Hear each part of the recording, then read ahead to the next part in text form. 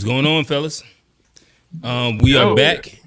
It is the To Be Fair show with the G Shit podcast, and this is Unpacked episode 5. We had a good one last week, huh? I feel like we got a lot of engagement. So we're gonna bring y'all part 2 of the divide. FBA versus Pan-Africanism. You might throw ADOS in there a little bit. Yeah, I don't know. We're gonna get into these intros real quick, and we'll throw an opening question, and we're gonna just kind of hop straight into it. I think the content and the conversation speaks for itself. We don't really need like a big intro to it. We'll start with G. Appreciate everybody watching. It's G, host of the G Shit podcast. You can catch me on all platforms. Follow GSHPOD wherever you enjoy your content. Hi. Johnny. What's up? It's your boy Johnny P, host of the To Be Fair show. We're glad to be back. Very engaging conversation last week. I learned a lot, so I'm here to, get my pencil and pad out again and learn some more. So thank you, boy. Alex. Yo, can y'all hear me good? We got you. We can hear you. Yeah, okay. Hey everyone. I'm Alex, resident resident African American. I don't know. You can catch me on GitHub pushing that code and doing all that other technical stuff. Heard you. We got Trey. David, my bad. That's too early. That's too early. They ain't hear me. Go ahead. What's happening? What's good? This is Trey. I'm just here to do my best to be a good ambassador for the foundation of Black Americans in this cultural revolution, and I'm excited what's to come. So appreciate y'all for having me. Word. So again, this is Unpacked, a deep dive conversation into really nuanced conversations, a space where we freely debate ideas in good faith, which means disagreeing with your perspective is not an indictment on your character. So all I ask is, fellas, we keep it ad hominem free, and comments, y'all can kind of do whatever y'all feel like. We love the engagement, but let me ask y'all this first question. Just getting into a little bit of some of the adjacent, or really this is a heavy FBA topic in conversation in general.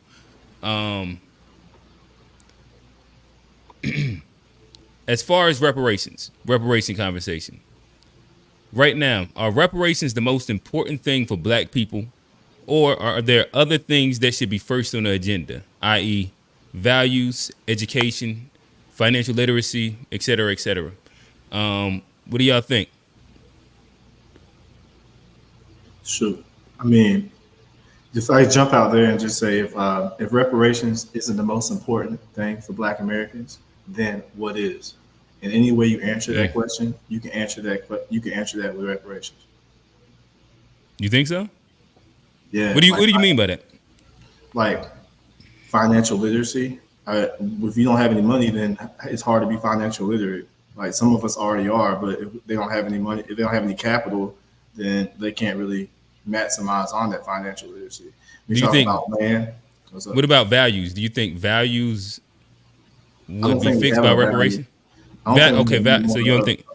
Not any more than any other group of people. I think our issues are exacerbated by poverty, because a lot of they have black on black crime. There's like a direct tie to poverty with that, and our lack of education. I mean, if your schools are in poor neighborhoods, then typically poor schools have poor performance. So your take is pretty much socioeconomic wise, reparations would lift us from the spot that we're at, and that would kind of fix most of Black evils. Exactly. Every culture where there's poverty, you'll find the cultural issues that they usually attribute to Black people. But it's not because we're like backwards or anything like that. It's because people are poor. Gotcha. Johnny, how you feeling? I mean, like I said, me and Trey kind of disagree on this a little bit. I think reparations are very important. I think it would be a great tool, but with any tool, you have to know how to use it. And I think like us valuing education and having the proper values would allow us to properly use said reparations. I think it's owed, anytime if we're talking about like money owed and what comes to the table, I'm always going to be for us getting, what's owed to us in the capitalistic country society that we live in. Money is money, business is business. But as far as like what's most important for our success, even whether we get it or not, I think it comes down to like values and kind of actually defining what matters to us as Black people. What do you mean? My bad. When you say values, that's just so vague, man. Like you said, you almost like you're saying we are like we're not like we're too backwards to know what to do with the money because like Native Americans, are their values better than ours, or are the immigrants that are getting free housing and those credit cards? They have better values than us, or whenever all the white people originally when they came to America and they got all the free stuff, is it like values there? It's just like only when it comes to us, we talk about like those tropes that they put on us and they use it. So let me ask you a question. You brought up Native Americans. Okay, go ahead, Johnny. Well, like, because we've talked about the values of like the Black society and what's holding us back from getting there. No, what are our outside values? of reparation, there are a lot of people that you said, the Candace Owens and stuff like that, where the values aren't there. Oh, you say Black music is degenerate, if I'm not mistaken. Well, there's cultural things about us. Sexy Red is a revolutionary. I don't know. Hey, I ain't gonna lie. If I can only give like a quick like sidebar right here, I seen Sexy Red in concert for the first time this weekend. Come on now, and I got it. Come on now. I'm sitting on that blanket, just laying there, and she's performing maybe I don't know how many yards away. I'm gonna say 50 yards away, right? And I'm just chilling and I'm looking. I don't know none of these songs, but I'm thinking Sexy Red is a one-hit wonder. No, nah. And song after song happened, and then I realized that this is like this generation's like Back That Ass Up or something like that, where it ain't it's not meant for. I'm not ever in any spaces to digest this music, but when it's in the right spot, you get it immediately. I looked around and I got it. But my bad. For sidebar of degeneracy. But Trey, really quickly, so you said Native Americans, are we like value system, are we any worse than Native Americans? Right. Do you think that Native Americans is like a well, I ain't even gonna say a fair comparison, I just asked you the question straight out. Do you think Native Americans have done successfully with what you might call their reparations, or could they have done better? Well, real quick, I'm gonna touch on when you said Sexy Red. Man, I don't have any problem with her, and I do think she's degenerate, and I do have a problem with her. I take that back. Excuse me. But my main problem is the fact that we don't have as much of variety as we used to have. Because we used to have a Sexy Red and a Lauryn Hill. We used to have like the trap rappers, and we had like Andre. We got Rap City. Comment. I mean, but you ain't rocking with Rap City. Really, I mean, I'm talking about like, as far as like mainstream on the radio, like Common, like The Light was on the radio. I mean, you got Tierra Whack. I mean, you got Tierra Whack. You got Ice Spice. No one's on the radio no more. Ice Spice. That's more. I'm be honest. It's a bunch of. Some might say Tether's on the radio right now. Right. What do you call it? Afrobeat is heavy. A lot of like just like a lot of truthfully the diaspora. If I clean it up and there's a lot of the diaspora that is on the radio that's not specifically what we might say, quote unquote, FBA. That's the most that I hear usually. Like, shout out to Tim. Tim's my baby. But Tim's be on the radio. It's a lot of that. But I love to hear your answer to the natives, the Native Americans, and like how they unsuccessfully squandered their reparations into being subsidized to casinos that pretty much be owned by white folk. Well, first off, just because they did whatever, however it went with them and their reparations, that doesn't mean that I wouldn't want my own shot at it. Oh no, I'm saying you use that as like a counter to Johnny's question. You said, are Native Americans more like their value system? In which to me, it might denote that there's a chance that it's more than just reparations that might be needed. Well, I just don't understand like the relation to the topic. Like for no other group do they consider their values before they give them what they're owed.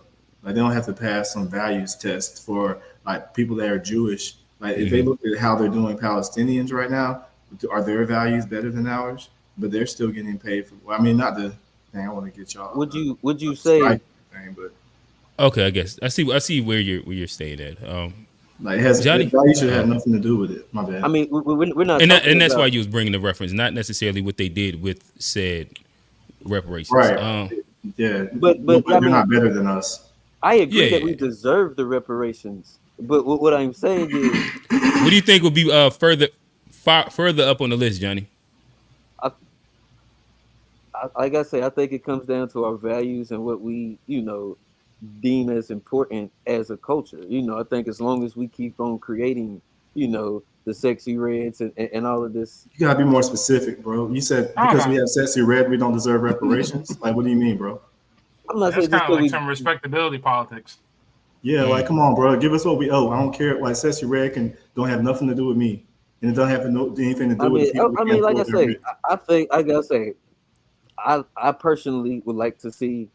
We can get the reparations, but just like with the Indians or just like with anybody else, I think the values that you have matter. I think with other people, you've seen them be more successful. I think it comes down to their values as far as what they focus on when they come here, like going to college and focusing on certain majors, certain education routes, certain careers. Slavery. It's because we just can't get right. It's not because we're specifically attacked and we're impoverished because they tore down all our towns and they owe us for the wealth that they extracted from us. It's because our values are so bad that we just can't keep up. But the original question was, what's more important to us? Most important, right? Is reparations most important? Yeah, the question is, are reparations the most important thing for Black people right now? Or are there other things first on the agenda? Not that we shouldn't ever get reparations. The reparations aren't owed. But is there anything that's first on the agenda? Alex, what you think? Yeah, let me jump in here. I think I can kind of go with what Trey is saying. But just to go a little bit further, like a lot of the things that, like kind of like how Trey said, like if you education, finances, land, real estate, all that stuff, all that can kind of pretty much be packaged into a reparations plan. I think the question more so is, what does reparations look like? And does it include each of those different aspects of, the deleterious situation that people are in right now? But I guess the answer, like, I think that reparations is important. I think it's so important that you essentially really have to have the research behind it, because I think there's such a diverse set of opinions. And this isn't including all the people that don't get to have opinions. Like amongst the people who are doing the work and dedicating their scholarly life and livelihood to researching this, I don't think any of them are going to say that reparations isn't important. I think it's the first step into rebuilding, a legacy that pretty much up until this point, if I'm not mistaken, we have been enslaved longer than we've been free in this country, in this continent. So you really don't get to build anything or start anything without at least come to the table figuring out, like, all right, what was extracted, what do we need to be made whole? So I think any problems that the Black community has right now can honestly be addressed through reparations or outside. So that is the most important thing right now, is getting reparations. I would say the question is kind of backwards, and someone in the chat kind of said this is a loaded question. I think repairing the Black communities, like repairing the Black community, restoring the Black community, getting restitution for the Black community is the most important thing, always and foremost. And reparations is just a part of that conversation, G. So it's different aspects, right? And I feel like reparations is most important when we are talking about the political view of things. I feel like us as a community, we often align with the Democratic Party, when in reality, I feel like as a Black American, you should align with the party who is pro-reparations and clearly pro-reparations. Like, we shouldn't be affiliating politically with any party that's not clearly pro-reparations for Black Americans, in my opinion. So I think has there been a political party that has been pro-reparations? Yep. maybe a third party joint, Green Party. Yeah. I think that's a part of this conversation. I ain't found them. No, they're not. There's no party that's for it. We have to force them. That's because we've been so lazy that we just vote for the people. We just vote Democrat for no reason. So of course they're not incentivized to do anything for us because they're going to get our vote anyway. So no, I don't think that's. So would political strength not be like something that would precede the idea of reparations? Voting for Democrats is a certain value that we have as black. That's a value that's kind of baked into us as black people. And I think all right, moving away from that would help. But before we even go down, I want to correct something. Like, okay. I need all of us to understand that black people have gotten reparations in this country at least a dozen times, if not more. Even if you want to count the individual levels of reparations, and the reason why I'm saying that is like even. Let me get to it. If you even recount like initially after the Civil War, where like there were like 40 acres in the moon, I don't think people really understand that story. Like they did get some got 40 acres in the mule, but what happened after the president? I think it was like the Liberal Party was in charge, and then after that Andrew Jackson or Johnson, they got in, and then they pretty much revoked it. And I think that's the thing that I really want to have us focus in on. Like, we have gotten reparations before. We have gotten reparations in various numerous ways, only for it to be revoked. And that's just not unique to us. It's unique to a lot of different groups in this country. I mean, maybe not necessarily. So did we get something if we never received it? Yeah, that's not. When you say we got reparations, what did we get that we never received? So an important thing of this conversation is when they were deciding 40 acres in the mule, we were having that conversation with the leaders, like pretty much with like the powers in charge. Like it was like us, like 20 community leaders of recently freedmen. And they're like, hey, like, what do y'all want? We don't want money. We want land. And in addition to that conversation, like, oh yeah, we can throw in a couple mules. And they did get the land, but then all of the pretty much disgruntled who got the land? Like, who got the land? We did. No, we didn't. We didn't all get land, bro. Listen, like this is not an anecdote. Like there was an entire strategy in order to pretty much weaken the Confederate soldiers, weaken their will. Like, hey, we just fought this war with y'all. We don't want y'all having all this land. So we're going to give it to all these recently freedmen as reparations. Go look it up. Don't believe me. They did. But then they took it away, right? That's the point. That's not reparations. Okay, Trey, like, listen to what I'm saying. We have gotten reparations in various forms. Whether or not we keep it, whether or not it gets reneged, is a different story. If I pay you and I take the check back, did I pay you? Trey, listen to what you just said. If you got reparations, if you came into agreement with someone and they take it away, you had something, right? It wasn't like this conversation never happened. It works. Okay, so if I gave you something, the net of it equals zero. Yeah, like I guess, so are you saying that's a good thing that happened? Like you're saying that? No, it's not a good thing. This is why it's important to understand history. Why it's inconsequential, though. It is. Would you agree that it's inconsequential? Would you agree that it's inconsequential? If they gave us something and took it away, and we were zero, then what's the point of even like? I think I see where he's going. Listen this is where we are right now in current conversations in this country. We are researching it. Anyone who is serious about reparations is researching it. So with that being said, in order to not repeat history, you cannot just go into these conversations thinking that, yeah, we want tangibles. We're going to give you reparations and not think that at any given moment it can be taken away from you. That's why it's important. Listen, that's why it's important to make sure that you are ironing out all of these things. And that's why it's important to have these conversations. That's all I'm saying. Okay. If you're saying that we never got reparations, that's inaccurate. We got reparations, I guess, and it was taken away. I guess if you was to give like a more modern example, I guess people getting paid out for the Tuskegee experiment might be a version of what you're talking about. I guess I'll kind of push the fire a little bit, and I'll ask this or make this statement or observation or ask this question. Sometimes when I think about it, I think that until we get proper organization, political power, financial literacy, I think that reparations in the conversation can be somewhat a pipe dream. Because at this moment, nobody besides for a select smaller minority, i.e. FBA, ADOS, cares and has the power to affect the change. And it would seem like we would probably need to build political power. Again, be a little bit more organized to be able to effectively execute things. So it just seems like it's maybe like 2 to 3 more steps in front of it. And to answer Heart's Desires question, inside like the point of the conversation, I know for me, a lot of these unpack is kind of to get to an eventual resolve. I think that in some of these conversations, even if this is framed as a versus, I think that seeing our differences and disagreements and then understanding we probably all still do have a common goal.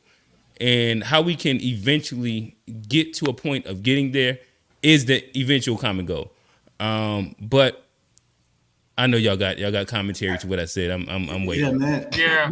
Let me just jump in because I think too, like, because something may have happened like in a certain pocket of an area doesn't mean that reparations were like that doesn't apply as reparations because things got applied to small sample sizes of population. So I think your examples of like things have been done in the past and taken away like is a good point in that we need to look at history before we move forward to make sure that what we put in place doesn't hurt us once it's in place. But to say that we've got reparations in the past, I think is an inaccurate statement. Yeah, that's a distinction without a difference, bro. Like it's inconsequential. If you give me something, you take it back, and we're talking about reparations. Why would you talk about what was taken? Like if we're trying to, like, let's say reparations is a group project, and most of us want cash payments now. Why would you add confusion by focusing on exceptions and speak negatively, focusing on the difficulty? Is that the kind of person you would want in the group as a partner, or do you want a person who is enthusiastic, dedicated, positive, and persistent? Because life is a competition. Cash is the official medium of exchange. When everyone else is given a financial undergirding while they continue to give money to other groups, then yes, reparations is the most important thing. We all need to come together and have that mindset. And if you don't think it is, then when the reparations conversation comes up, then it's counterintuitive and it derails the conversation when you add things to it that aren't keeping it focused. It's almost like a net. It makes it a net negative by even being involved in speaking on it, unless you're going to stay focused. You know. Well, I just want to just go ahead and just get this out the way. I am not subscribing to anyone's dogma or pretty much like monolithic thinking. This is true. We had reparations. Now, whether you guys want to have a different definition of what reparations is, maybe when you guys say reparations, you're talking about a large-scale reparations paid out to an entire group of people in this country. If that's what you're saying, even that is up to for the debate, because when they were giving out 40 acres and the mule, that is who they were giving it to. But that's besides the point. Let me get back to the point. But like, if anything, Trey, let's not circle around that same conversation. Let's try and move it forward. Come on, bro. But like, well, because y'all gonna keep arguing about if if not reparations happen. That's not even the point of it. Ultimately, just to kind of answer like what some people are saying, I think people need to understand how reparations is even like historically how it has even went about getting done. I think people need to understand that Black people getting reparations for the inequities and injustices done during slavery, that is like in a great deal of unprecedented thing done in an entirety of history. It hasn't been done before. Whereas what has happened before is, hey, this particular thing happened to you. You were exactly there. It happened to you. That's not true. Yes, it is. People, Native Americans still get reparations today. The descendants do. So, the same thing with Holocaust victims. So Black people didn't get reparations in Chicago? When the Black people got reparations in Chicago? Black people didn't get reparations in Chicago when they were being targeted by a racist police organization? We're getting in the weeds. Is reparations No, we're not for getting into slavery weeds. and You injustice don't for want. You foundational don't Black understand how Americans? reparations work. But again, pointing to something happening in Chicago does not speak to, like, you know, the reality of The whole scale of community. FBA. Like that's a very those are small pockets of communities. But like the city of Asheville in North Carolina allegedly going to give some. And let's put like 3 minutes left on this topic, and then we're gonna kind of like, push it forward. But if we're going off the conversation we had last week, right? No, we're not just getting reparations just for slavery. We're getting reparations for everything. So here I did doing my homework, listening to what y'all said, and I'm looking up things like, dang, we did for this and that. And what I'm saying is, this is the work that they did to put into getting that. It wasn't just these silly ass conversations we having on the internet. People got up off their ass, sued people, and did a class action lawsuit. And if we're talking about Native Americans, that is a completely different thing. That was like, if you're looking at Native Americans, they are a nation. They aren't Americans. They are a nation within a nation. They have treaties, and even them, an entire Chickasaw, Choctaw, all of these people, like, nah, y'all can have this land. Matter of fact, give it back. This always happens. So, what is the definition of insanity? Doing the same thing over and over and over and expecting a different result. So, if we're going to be talking about reparations, we can't descend into insanity and thinking, yeah, we're going to get something, and then not think that they're not going to take it back. I don't know how that's confusing anything. Well, they're not taking back. Reading. They're not taking it back if we stay on code. Back then we weren't allowed to have guns. Do you hear how disrespectful that is? Don't you think your ancestors were on code? They didn't have the same for power all the hard they work dealt with they Jim put Crow. During Jim Crow, I think that they had their hands tied a little bit. Are you saying that you got more fire in your belly than the people who fucking got out of slavery? Bro, you they don't were make no during sense, bro. Jim Crow. They were during Jim Crow and the KKK, so I give them a little bit of grace. So you right now, who hasn't got any reparations for yourself, you somehow you have more guile than your ancestors who actually did? What are you They were talking busy about? fighting the KKK, and I appreciate that from them. And now it's our turn to pick up the torch and keep this moving. Hey, AG, can you hit the horns for us real quick? We can't hear it, my boy. But nonetheless, we gonna segue, but it sounds like we getting there. This is a good conversation. It's getting a little spicy. I like it. Because again, the spice is all based off of the end idea that we're all looking for the same exact thing. But AG, can you share the screen? I'm gonna kind of break it up a little bit with this one. I think that this is properly placed for the moment. Original Black Americans, Sulan ADAS, and Foundational Black Americans, let's do a trend. Where are your ancestors from? Mine are from Georgia and Virginia. And I can trace that back for centuries.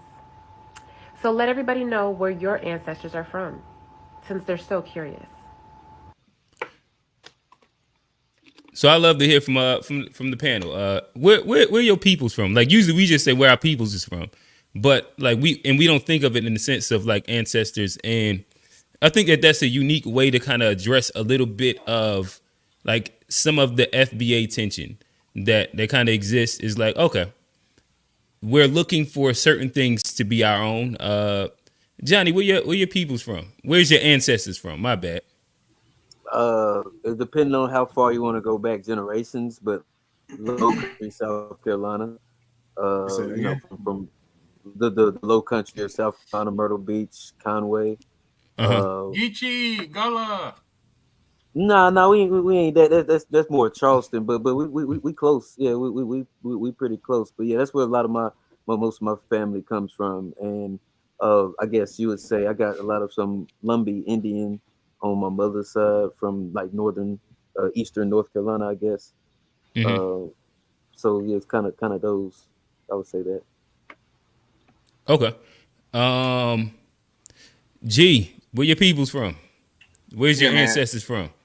As far as I know, they from Virginia and North Carolina. And just a funny story is there's actually, so my last name is a pretty popular name in the state of North Carolina, Austin, just like the Avenue in Durham. And oh shit, that is true. And there is a documentary out. You can find it, I know, on the iTunes store. It's called Family Name. and essentially this white boy grew up in Durham with the last name Austin, and then was in school and was like, why do these black kids have the same last name as me? And then he went on and do the history of where the Austin name really originated from in the state of North Carolina, and it traces back to two main plantations, one being right outside of Chatham County and one somewhere else. But if you are related to any Austins or you share that name Austin, highly recommend documentary called Family Name. Heard. Alex. That's dope. That's dope. You know, let's see. It's I don't know. My people are pretty much from the North American continent. My dad's side, matrilineally, we can go all the way back to Antigua. On my paternal side, on my dad's side, pretty much in New Jersey. I think that's pretty much like where it begins and ends. And I think my great grandmother had to do domestic work in 1992, and they moved down to Antigua to do it, and then they moved back. And then my mom's side is Jamaican and Trinidad. And I have maroon heritage on both sides. Mom's side, mom's matrilineal side, Jamaican maroon, patrilineal side, Trinidad, American maroon heritage. But yeah, got you. Pretty much it. Real quick, Trey? I want to. Do you know when they arrived in the United States of America? My granddad was born in 1992, and my great it's kind of. What? Your granddad was born when? 1922. Okay. My bad. I was born in 1992. Yeah, my granddad was born in 1922. And we were 2-3 generations there prior, but pretty much anything after that, it's kind of up to discussion. Okay. So they've been on the continent since 2 generations before your granddad? Both sides? I mean, if we're going to go off of my mom's side, we were here since the American Revolution. Hence the American maroon heritage. Okay.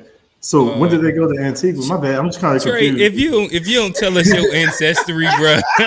Yeah, it's just a lot because John said a couple 2 places, and then you said Virginia and some other place, and then it's Antigua, and then 2 generations back. I didn't even know they were letting black people over here from the islands up to that certain time, unless they were enslaved, people that came over willingly. So I'm just just trying to. No, they were already here. That's what I'm saying. But 1922, my granddad was born, and he was pretty much the last person here, born here. Then he went to Antigua. My granddad, Alex Roberts, you can look him up. He's a famous Antiguan, calypso and steel pan orchestrator. But essentially, he was born in New Jersey in 1922 in Hackensack, New Jersey. Go back a further generations past that, I'm not necessarily sure. But like I said, kind of here on both sides for a very long time. I think it's kind of important to understand that Hackensack, New Jersey has a lot of Caribbean history, a lot of prehistoric slavery history, and to some degree, it's kind of hard to pinpoint when anything has happened, but yeah, that's pretty much it. Hey guys, the only reason I ask, it kind of segues to the reparations conversation, because you would trace, in order to be qualified for reparations, you would have to be here from the beginning, from 1860, and then lineage and everything like that. So, just wanted to. He said his people's maroons. That he good. But then Antigua too. So I'm just. But I think he said that they immigrated to Antigua. Trey, if you don't say where you from, bro, where your people from. So my people are from St. George, South Carolina, on my grandmother's side, and on my granddad's side, they're from Marion County on the way of Lexington, by way of Lexington, North Carolina. They trace back to the plantation there. Some family went there and saw the graves. On my mother's side, they've just been in Colleton County for as long as I can remember. Her great granddad built the house there, and that's back when everyone knew slaves. So they've just been in the Carolinas my whole life. Okay. Just to clarify one thing. American Maroons are pretty famous for burning down the White House. So I don't want to hear no bullshit about Tethered. Hey, listen, it's in the comments already, bro. I'm gonna be honest. Oh man, They there for you. But let me know when your ancestors burned down the White House and then hopped on a boat to Antigua. Man, they've been fighting white supremacists this whole time they've been here, bro. So I mean, like, it takes one to know one. That's what's up. So I'll my people are from I'm from Jersey, but my grandfather's side is from North Carolina. I think Wilsonish. And then my mother's side is South Carolina. I can't remember exactly where. But yeah. I'm not sure, like, on my literal father's side where either one of his parents are from. There's probably some research that I need to kind of get deep into. My mother's really deep into the whole genealogy thing and tracing things back, so I know a little bit more. And she probably can, like, give I could probably come back with a better full deep dive to it. But yeah, I just feel like that was a good way to kind of break it up. We got derailed because we had how Tariq say a suspected tether, but he proved to be a maroon, so it was okay. It was okay. Trey, get up off my boy. It's okay. It's okay. I can't wait. It's okay. He wiggled. He got up out of that. But now, hey, like that was the warm up. That was just the warm up. Yeah. So, Trey, we about to move on, bro. My bad. Let's go. My bad. We ain't got to keep tracing down the lineage. It's all right. We gonna move the conversation a little bit. If you can, G, could you go to share screen? So we're gonna introduce this conversation about Tethered. We have seen Tethered a bunch of times on here, and on code, this tends to be another, like, one of those buzzwords that you hear a lot within the FBA community. I'm gonna start with what maybe y'all might call some tethered activity, and we'll kind of build from there. We need to start gatekeeping Carnival. There is no reason on this earth for anybody that's not from the Caribbean to be at Carnival, and I don't care how y'all feel on the subject. Caribbean culture is not based on the fact that we're black. Black American culture is based on the fact of being black. That is two completely different things. A lot of the Black Americans in the comments, they were like, oh, what if we started gatekeeping our culture? Y'all should have been. Y'all should have been doing that. And the fact that y'all didn't, y'all are seeing the negative consequences of it now. So how can somebody not look at y'all in this situation and think, geesh, maybe I don't want this for myself and my culture? Meanwhile...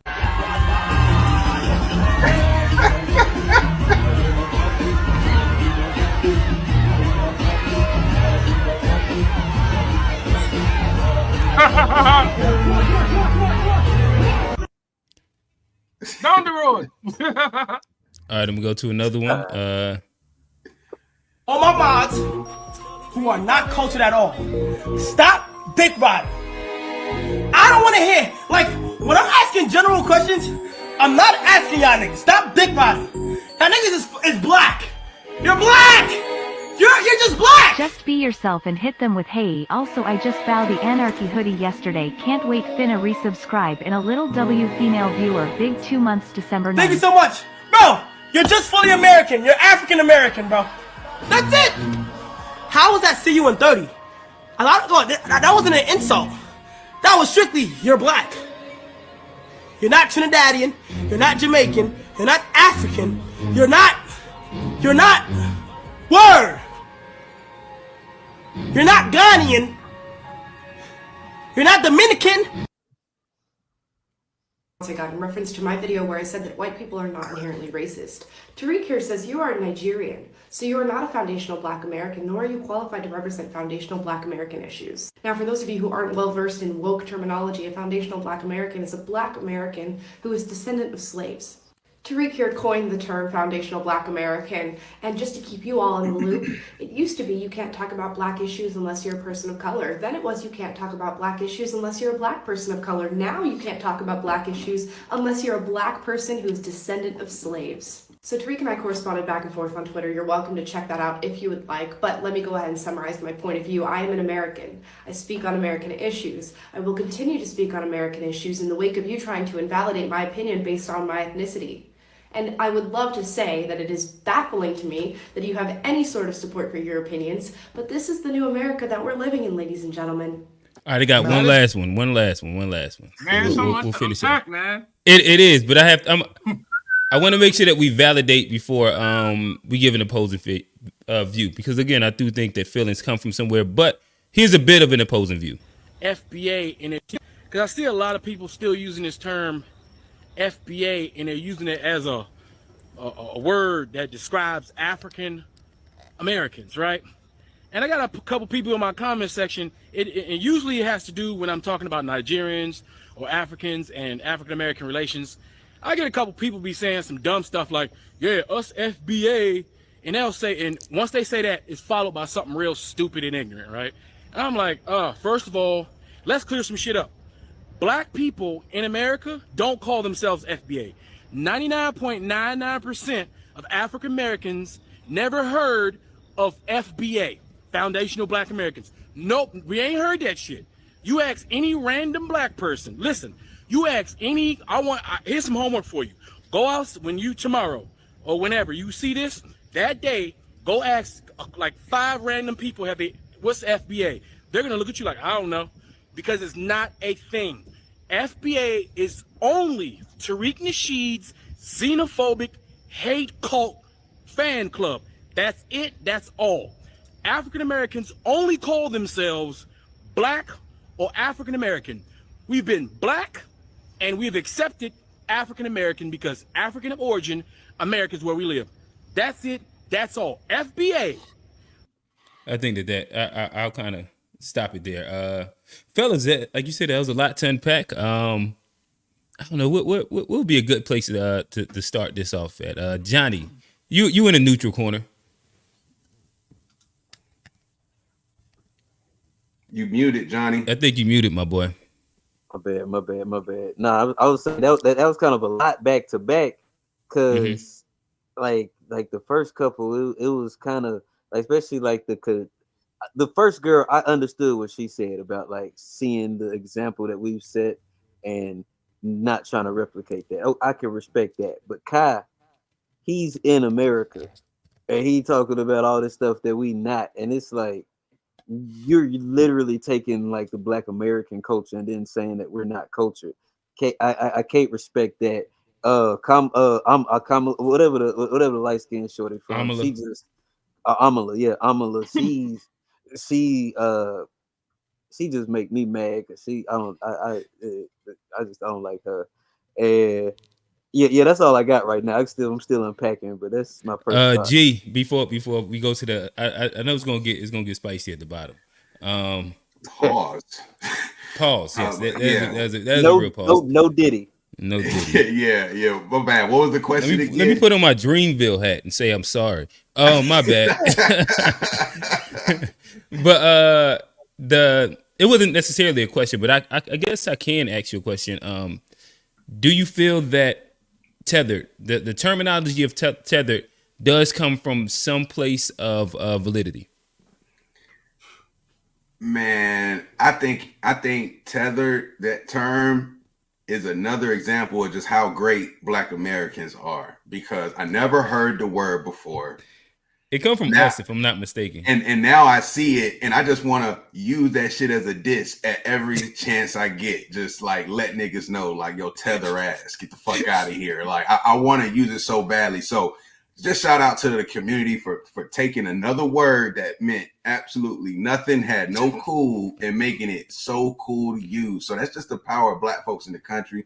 But I'll say, I think it comes from a place of the population who identifies as foundational Black Americans feeling like we don't have anything of our own, and feeling tired of people who look like us getting in the way of that mission.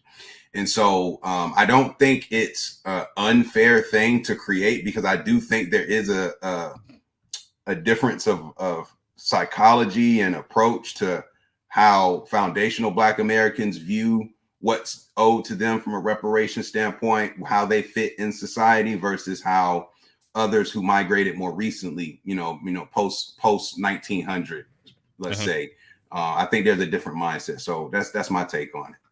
Gotcha. Trey, let me ask you this. Do you feel that we need another derogatory term? And does it not start to feel black xenophobic to an extent? I'm not sure if I would. I think xenophobic is just a way to escape accountability, because the term tether isn't really a new thing. Just to really give it a quick definition, a tether is a person from the diaspora who leaves their homeland and adopts a mentality of white supremacy that works against Black American interests while benefiting from FBA struggle. And that's especially the ones that have a vitriol and contempt for Black Americans while benefiting from us. Isn't that the same as a coon? Exactly. So a tether is just a coon from the diaspora. But that's what I'm saying. Is it a need for another derogatory term then? I mean, I think. And does it not start to begin to feel black xenophobic? Like there's a need to like now start to over separate ourselves even from the diaspora. I think if we want to survive in America, it's up to us to point out people who are mean us harm. And right, and tethers, if they unlike a lot of other like immigrants that may have anti-black content, they have the ability to be our representatives and get into discussions and kind of derail the conversations. And then like Candace Owens is an example of what they call a tether. So, but is Candace Owens any worse than Brandon Tatum? I'm not sure Brandon Tatum's lineage, honestly, but he be riding the American bandwagon really, really hard. I'm almost sure he's ADOS. Well, I'm not here to say because it all sounds like coon behavior, if anything, right? Right, and I'm not here to say that there aren't our own. We don't have our own coons, but one difference between us and other groups is a lot of tethers, they don't have a camaraderie with Black Americans. So, like with the Brandon Tatum, we used to. Do you think Jesse Lee Peterson has a camaraderie?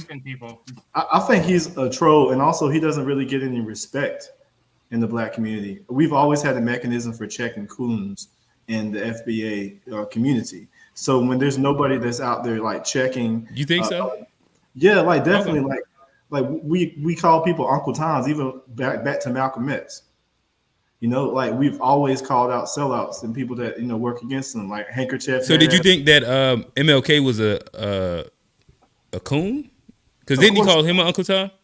No, I don't remember who called him an Uncle Tom. Malcolm X.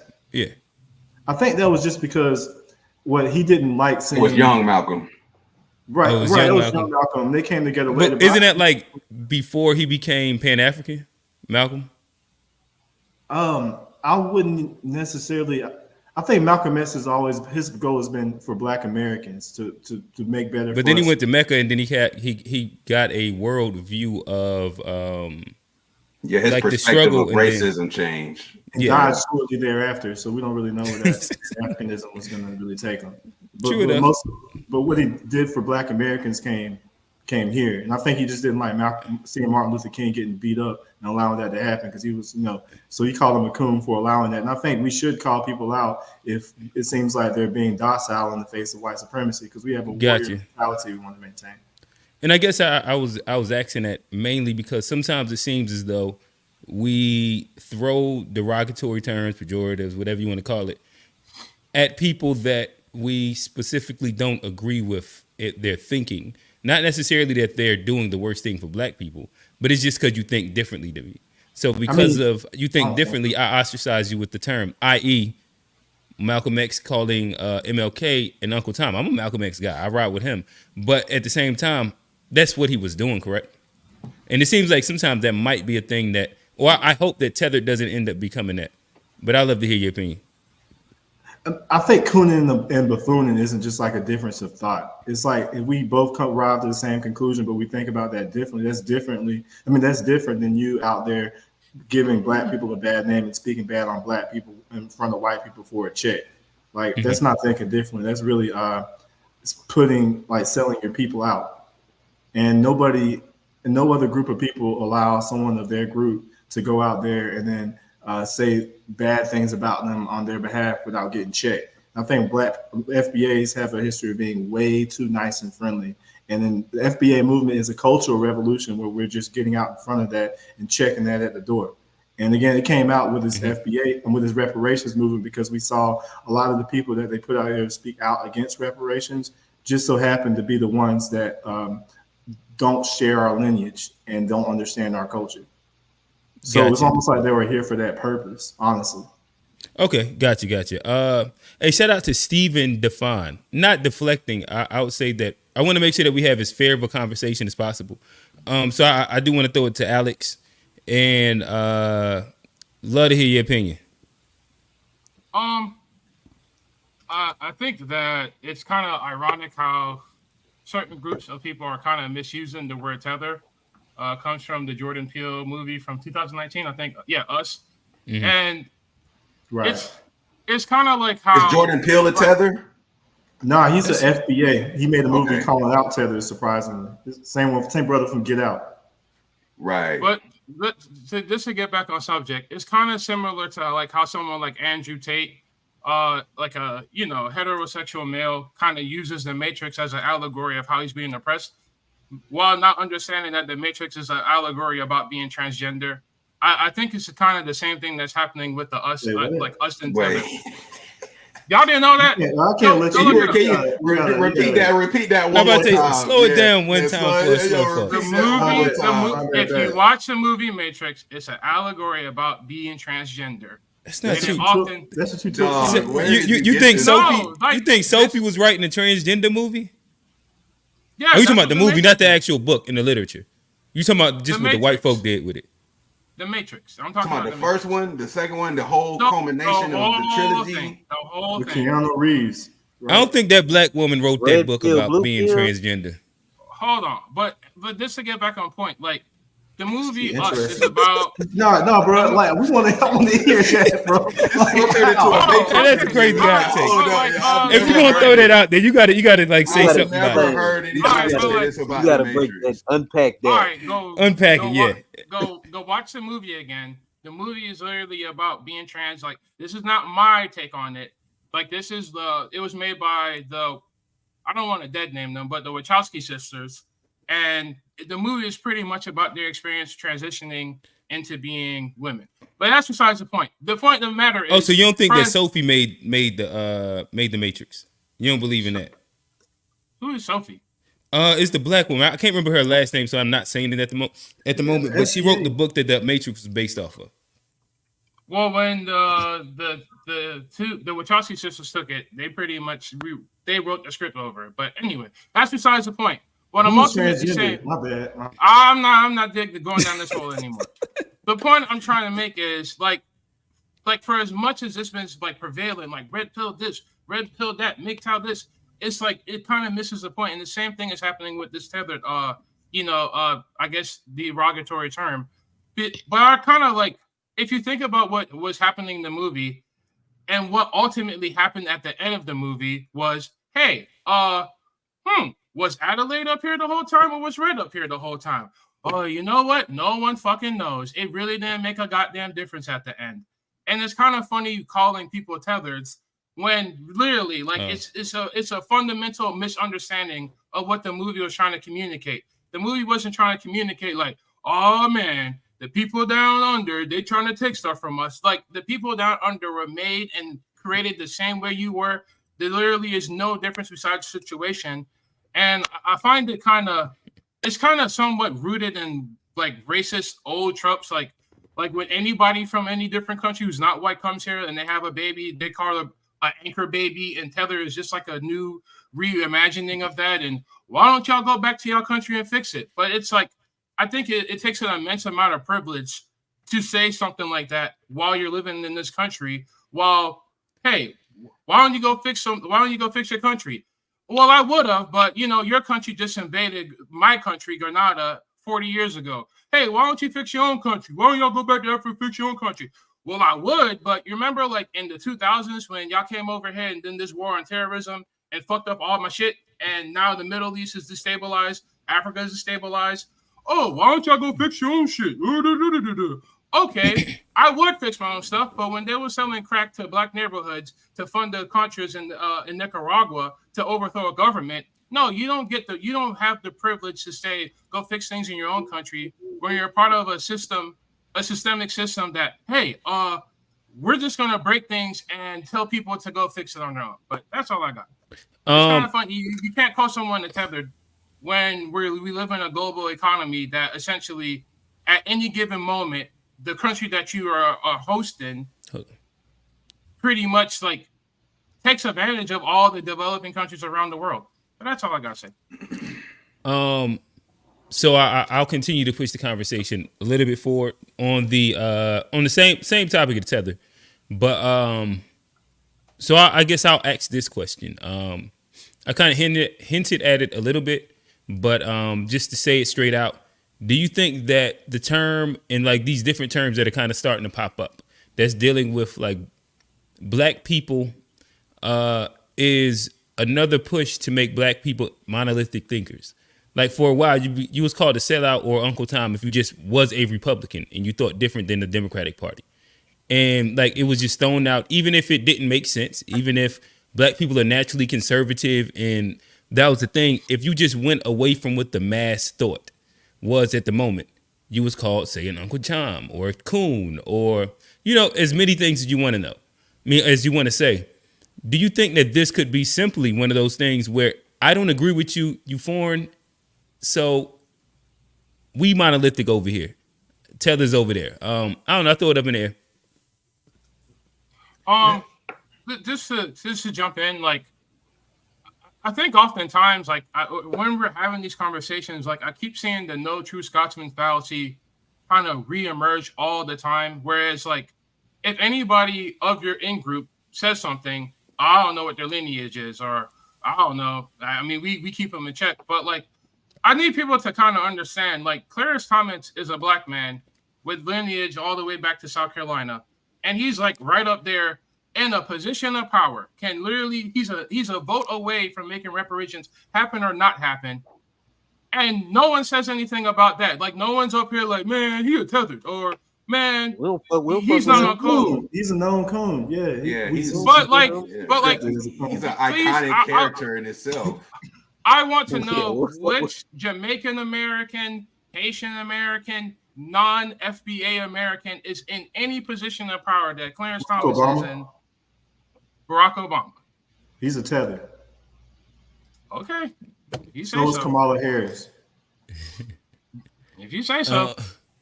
Kamala Harris is a tether, but she has openly said that she's for reparations. I don't get it. Like, the official Democratic policy is they're not like you can't win.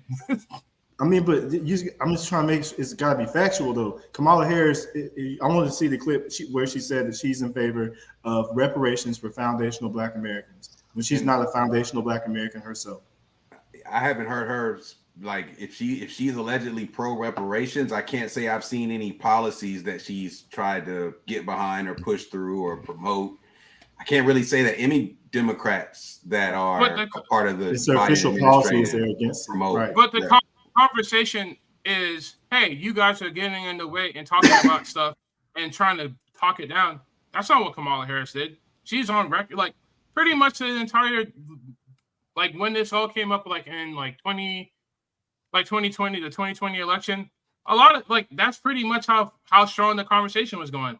They all had to kind of get on message and say like, I'm for reparations, but somehow she specifically said the opposite, bro. She said, "Do you think I'm gonna do anything that's gonna help Black people?" No. Yeah, she said specifically Black people. Right. That was kind of her point. Yeah. But reparations are for Black people, so she said she's not gonna do anything for Black people. So that's a contradiction, right? But yeah, Trey, do you think that? No, matter of fact, I want to switch it a little bit. Because to an extent, I think that when we have this conversation, I've heard our resident FBA say this term, and I hear it thrown out often. So I'd love to know, what does it actually mean? Because it's thrown out at FBA and what do you call non-FBA blacks? What's like the proper term in FBA language to say? Man, just like when I call when I call an FBA a coon, that doesn't mean that all FBA. Hold on, just answer that really quickly, and then I'm still going to throw it to you. So the question is, what does that mean when you call a non-FBA a tether? It means no. If they're just like being regular, what do you call? Oh no, it's only. What do you call non-FBAs when they're just being regular?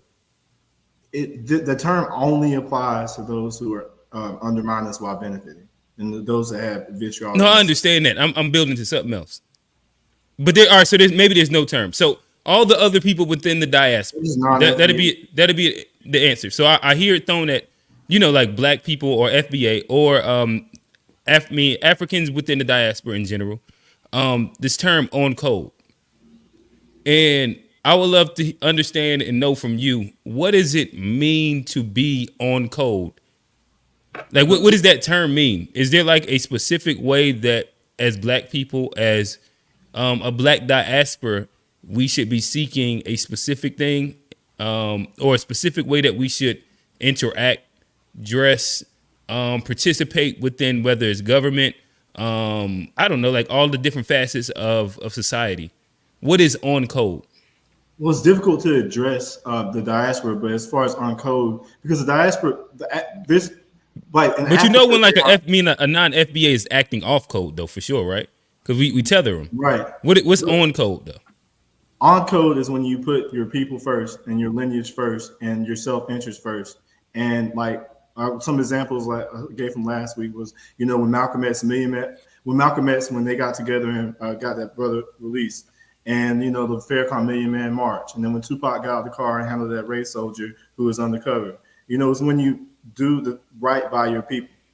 Okay, so I got two things. One is so I guess is like when you what is it, like when you square a number, when they say tether babble, is that like how you like make the tether word stronger? I keep seeing it in the chat. It's hilarious. That would apply. I mean, that they're, of course, they're referring to Alex because they think that you may not be an FBA, and then we tell them that his people maroon. But there's also some Angolians. So let's say. Alex, don't respond yet. We gonna come back to you. We're gonna come back. I promise. But yeah, I wanted to know really quickly. Let's make it a little lighthearted, then we'll get serious. Okay. So I want to know if I was on or off code earlier this past weekend. Okay. No, it wasn't sexy red. It wasn't sexy red. You gotta listen. Quick story. It's only gonna be like a minute, but I'm actually really interested to know your perspective because I know you a little bit, right? So I'm at Dreamville Fest, and what was that? Saturday? No, Sunday. Yeah, I know it was Sunday. Sunday about like 3 or 4 o'clock, right? It was that women's Final Four game. And if you know the divide, you know the divide. It was USC versus Iowa. And out Dreamville Fest, ain't nothing but 30-year-old black folk out there. I'm gonna be honest with you. But I like Caitlin Clark. And so they had it on the big screen. I'm over there, and all around me is USC. Every bucket that, Cardoza, she drop step, make the layup. Whoever other shorty is, but, Caitlin Clark, sometimes she'll come down, pop, pop, pop, let one fly. I'm like, 3, and I'm turning up for Caitlin. But I'm in like a FBA space. But I rock with her. Not, you know what I mean? So I just want to know, like, was that off-code behavior? Cheering for Caitlin Clark at Dreamville Fest around all these beautiful FBA people. That's a good question. No, you're not off code for being a fan of basketball. but if y'all saw when Emmanuel Eko, or I think it's something like that, the Nigerian guy, Ancho, yeah, he was talking bad about Angel Reese and saying like you can't be courage, and he's also Nigerian, and that's called tether babble. What some would call that's called tether babble, and that's on code. But it's not like the thought police where you can't be a fan of Caitlin. Hey, listen, hold on. The chat telling me I'm hella off code. That's what they saying in the chat. Off code, bro. He off code. That's what they saying. Nigga. But I just like her jump shot, like she all the way off code. How you feel about Paige Becker and Caitlin Clark? All right, Alex. Next question. Go ahead. I haven't kept up with the women's. No. I ain't talking about that. So do you think that in general, on code is that an applicable term and should be used in something that we should kind of like maneuver as black people within the diaspora for? I think it depends on your politics and your worldview. I'm more of the Fred Hampton side of the house, where I really more so believe in the Rainbow Coalition, because I believe that a lot of the problems that we have more to do with like economic and socioeconomic statuses than they do with like the colors of our skins. I'm not saying that race doesn't play a role in it, but like I think to some degree, like it's used as a distraction, and it's used as a way to kind of keep us divided from actually attacking the real issues. I think. Hey Alex, before, as you continue building really quickly, we do have a fact checker in the chat, and they said that they looked it up. Kamala Harris said that she would back a bill to study reparations for the descendants of slaves. A study. Let's speak the truth. Maybe that's probably what you was speaking of. I thought she was going for you, but I don't know. Continue, Alex. Sorry. Yeah. I'm more so on that side of thinking, where it's, hey, we gotta like come together and fix things, because like I think ultimately, unless we have a fair, equitable, and just society for everyone, I don't think anything works. And that's pretty much what Fred Hampton said. Like, an injustice anywhere. This is not Fred Hampton, but Martin Luther King. An injustice anywhere is an injustice anywhere. Like for me, like I grew up in the Virgin Islands, where we were the predominant group there, and I remember how we used to treat like Dominicans when they were seeking refuge in the Virgin Islands. And the specific thing about the Virgin Islands. But I'm a military. Finish your point. Finish the point. But like the thing about it is, like, I've seen what it is when black people who look like me, like we're the governor, we're in charge of everything. And the thing about the Virgin Islands is it's a American territory, so people will come there.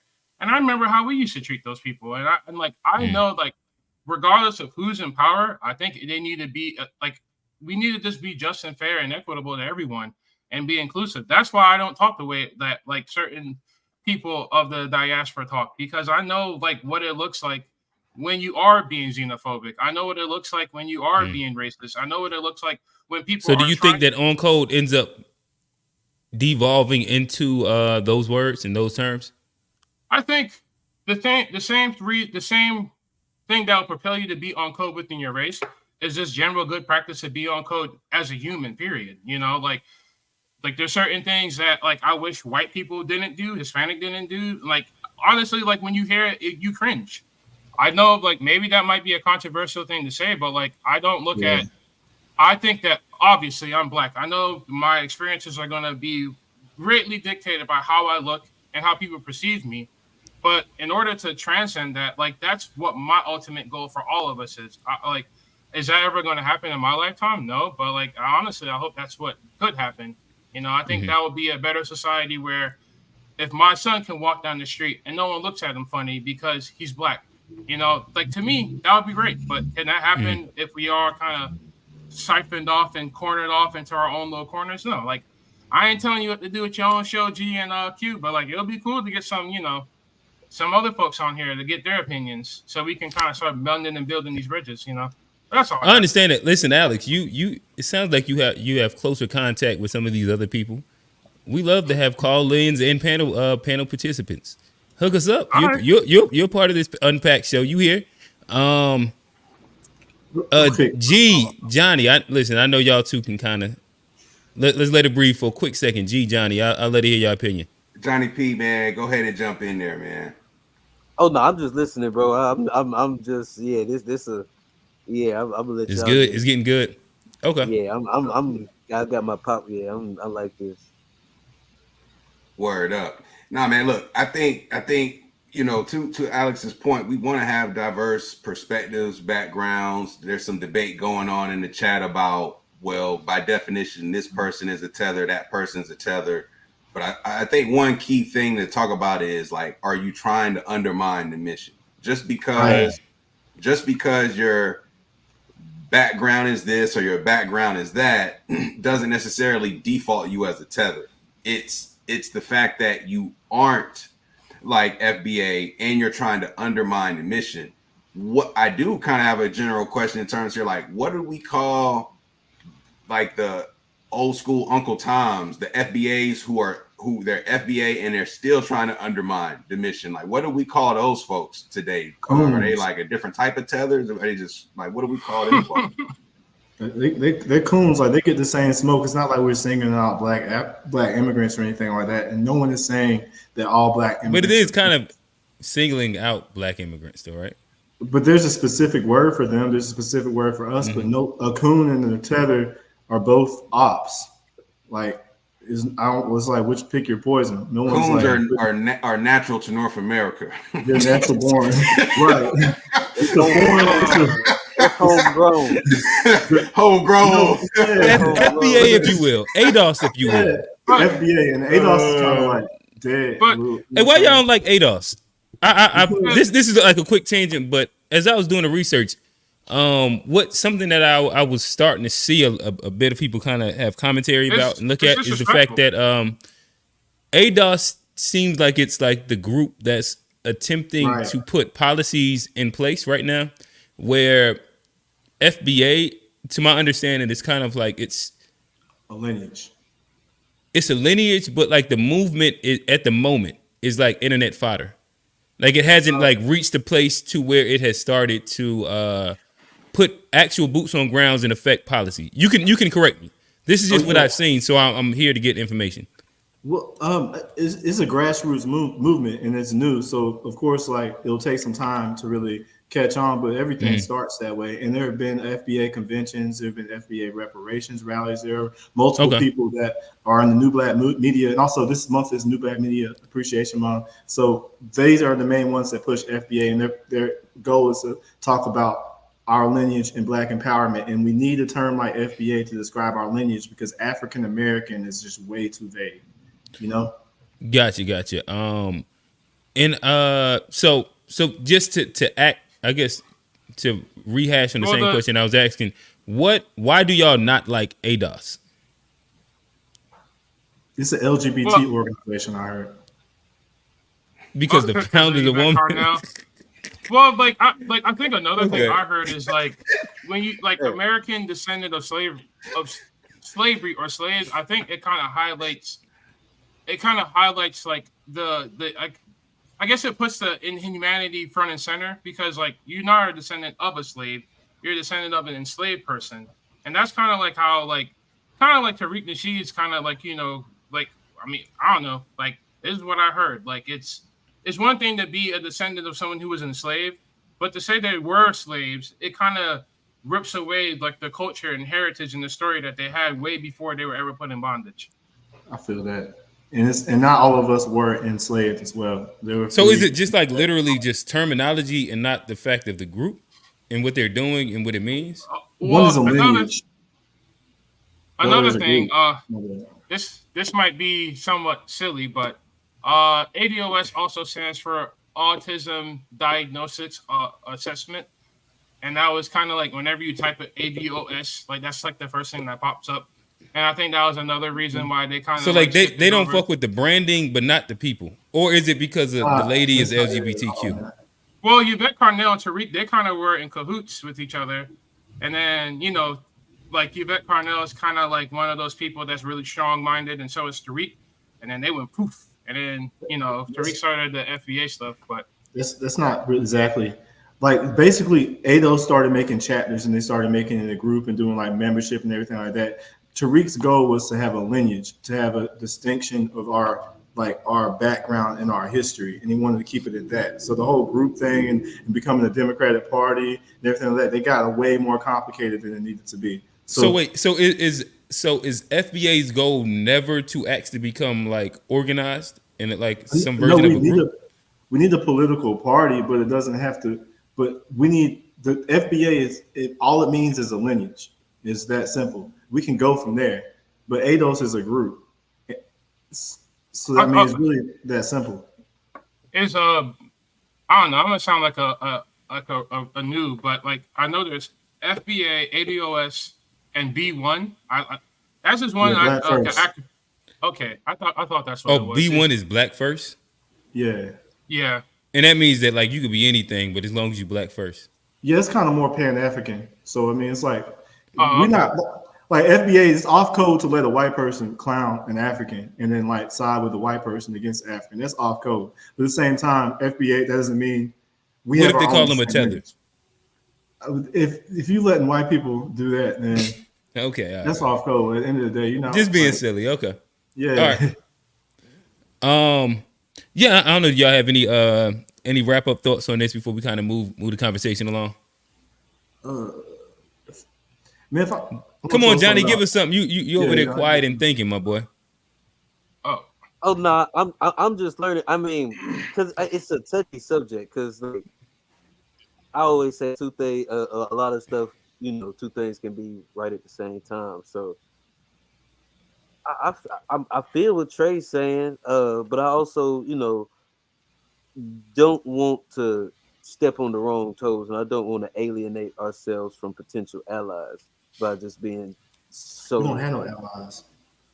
You said black people don't have any allies? We don't have. We never had allies. It's not since John Brown. Oh, okay. All right. So I guess I know your answer, but I'm gonna throw the alley oop to you, and we'll start this conversation at this spot. Do you think that black Americans need or maybe I'll frame it this way: do you think that there's a need for a global connection between black people across the diaspora? Well, I think that question it will vary from person to person. Specifically, you. I'm just only you. Oh, yeah. I mean, you think that there's a need for a global connection for black people within the diaspora? In the advent of like remote working, like a lot of people are taking their high-paying first world jobs and going to live like somewhere else. And for me, I got family in Canada, I got family in England, I got family in Florida, Atlanta, everywhere. Like I kind of come from a family of people. Like it's not weird for me to call my uncle in Canada. It's not weird for like my great aunt to visit me from England.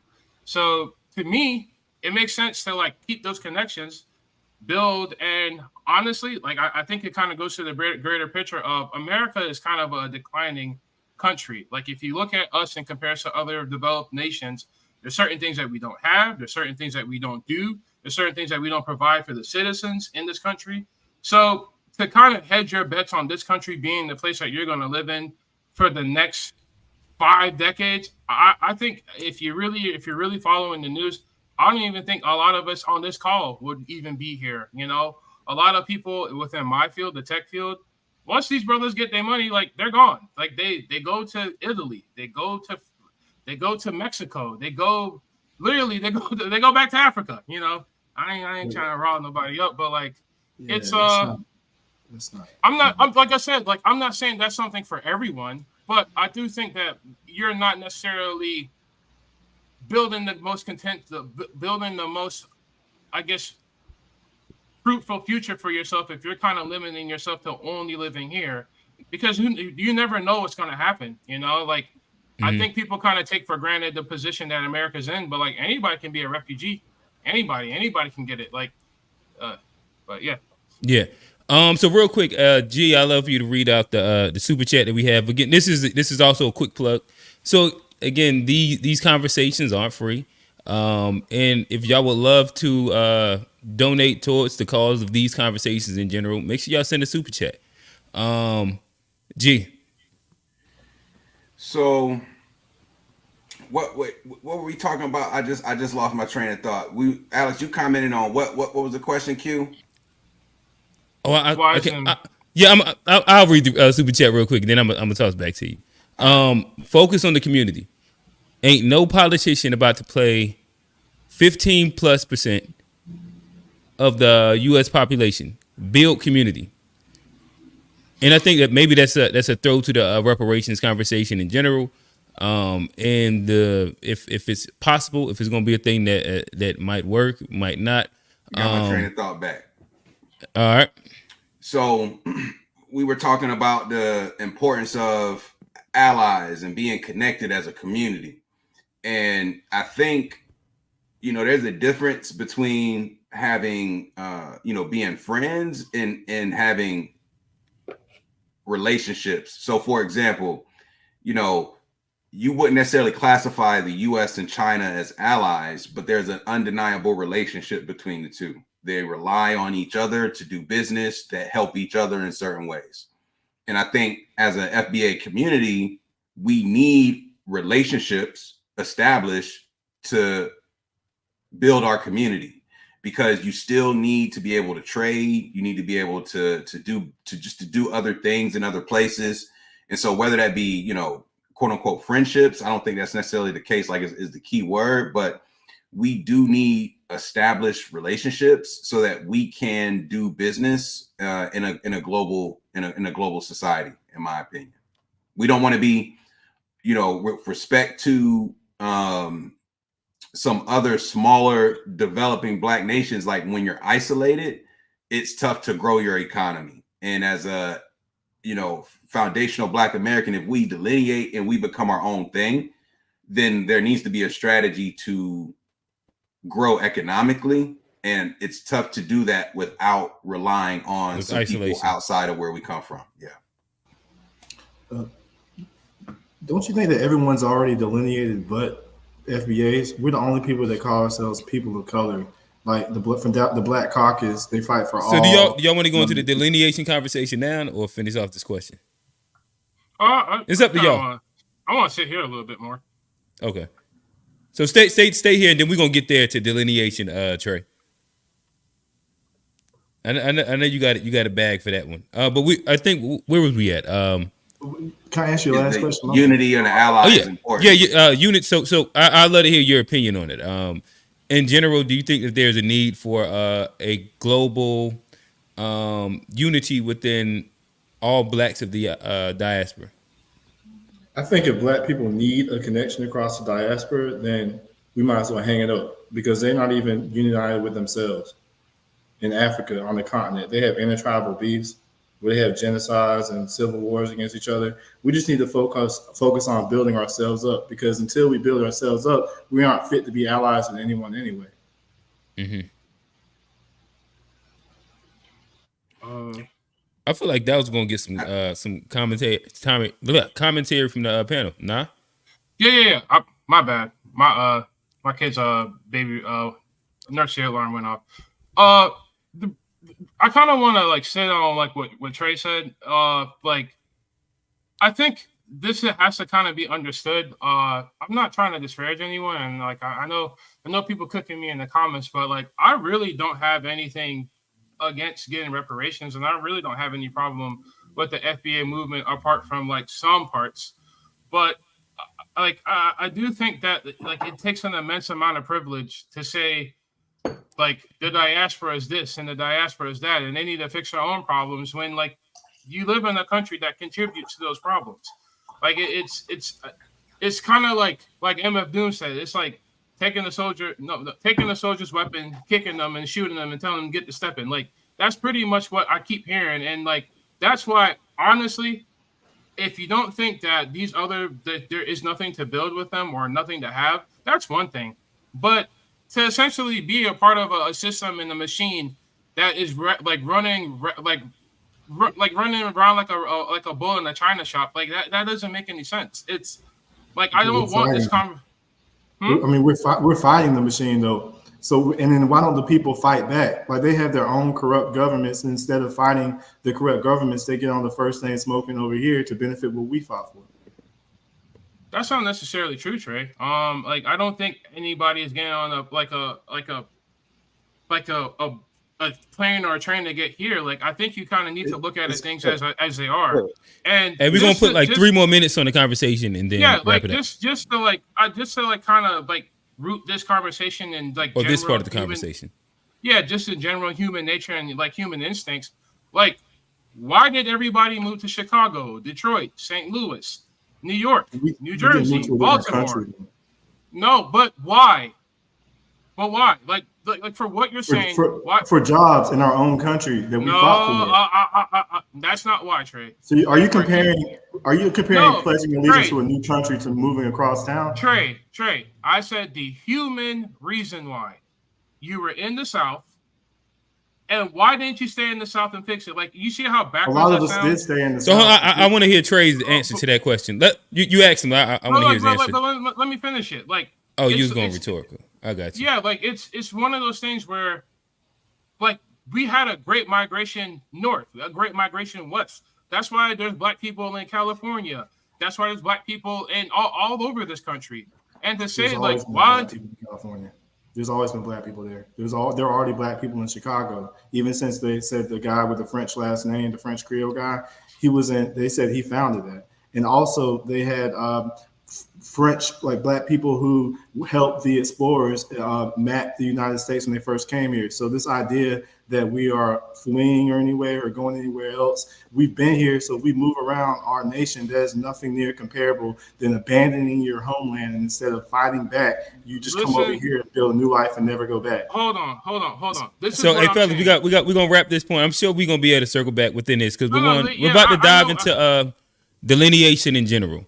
But that's what I'm saying. Like, it's. I do want to hear what are you saying about people leaving the South? Are you saying that they left for, like? I do want to know, like, what are you saying here? Like, the reason why I'm saying that is, it's like, would you fault somebody being in antebellum South, being in Reconstruction South, being in Jim Crow South, saying, I can't do nothing down here.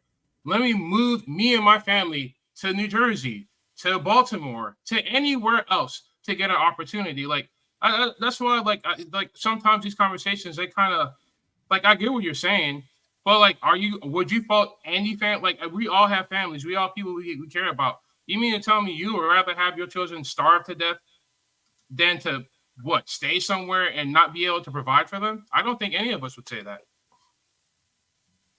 A lot of us wouldn't abandon our homelands and then just say, leave it to hell and then go someplace else and allow our families still there and never go back. And honestly, the only reason that they have a place to come, we fought them to allow black immigrants to come to America. And we fought for them to quit bondage over there. We fought for South Africans. We even fought for Ethiopians. We do a lot of fighting for other people. What we need to do is for them to fight for themselves. We haven't seen enough of that, in my opinion. Even that's kind of like a really reductive, like, view of history. But just the question I'm asking the group: if you had to put food on the table, provide for your family, take care of your loved ones, and it means, I don't know, moving to Canada, like, are y'all telling me that y'all would stay here? All right, so I'm zero opportunity. I guess I'm just trying to figure out, like why are you saying what you're saying? To say that, did somebody say we can't go from, say, Alabama to Chicago, or like, are you saying there's a difference between going from Alabama to Chicago and then going from Alabama to Toronto? Like, I'm just trying to get, like, what you're driving home.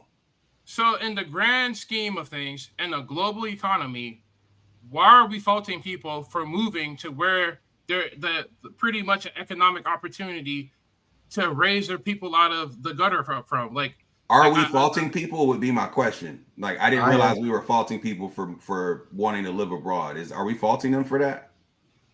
Yeah. Go ahead. I'm most definitely faulting them. Bro, for living abroad?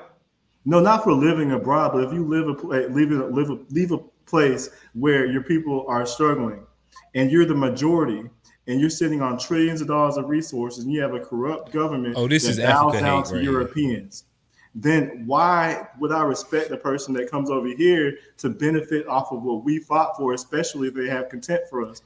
Like, the Pan-Africanism needs to start in Africa. Otherwise, there's no. But wouldn't they be coming over here because of exploitation inside Africa? So they're not able to explicitly get what is or take advantage of those things. So the idea is that I'm going to make money here, then send the money back, and then use that money to then build up whatever, like the resources is, to where they can take advantage of what's literally on their land. Man, a lot of the people that can afford to come to Africa are the same tribes that got rich from selling us into slavery. They sold all the men off, and then that helped them to get. Is that like they deserve it type of thing? I wouldn't say they deserve it, but they don't deserve to benefit from what we fought for while we get undermined as a result of it. When they could. But wouldn't that same thing apply for, like, Eastern Europeans too, for example? Yes, they are also fleers. Like the people that fled the Irish potato famine and they came over here, they fled. Like we didn't have any place to run. We've been in the belly of the beast. We had to fight. So like everybody that came through Ellis Island, pretty much. Then. Yes, they're fleers. They came over here to freeload off of what Black people built here for free, and we didn't benefit from it. So that's why reparations is the most important thing for us. So you really don't. So you really don't fuck with like most Americans in general. I wouldn't say I don't fuck with them, but I don't put their interests ahead of mine. Okay. Like this is, I think this is a very interesting thing to hear because like Trey, if you weren't born in the zip code that you were born in, and you weren't born in Africa, I mean not Africa, my bad. I should have never said that one. If you weren't born here, if you weren't born here, come on, bro. If you weren't born here, like, do you think you would have the same opinion? Like, let's say you were like born in like I don't know, like I don't like. Let's see, like we're I wouldn't know, man. There's different cultures. Where's Borat from? Kazakhstan. Like, let's say he was born there. Like, how would you you wouldn't think that an option, a viable option to uplifting your family is going anywhere where work is, going anywhere where there was a better opportunity? You're a product of your environment, and I looked up the people who fought against the power. I didn't look up the people that fled. So I guess if I came from a place where people looked up the people that fled, then I would probably see nothing wrong with it. But coming from the people who I look up to, who did everything to fight the strongest military in the world who was against us and to get everything that we had, I think that like, I hate to get into when Kanye said slavery was a choice type thing. Like, it wasn't a choice for us. I'm saying when we eventually, it wasn't a choice for all of us, but it was a choice for the ones that decided to sell us out to get their freedom. And hey, fellas, I think that this is a fitting spot to kind of push the conversation a little bit further and get into this delineation conversation as a whole.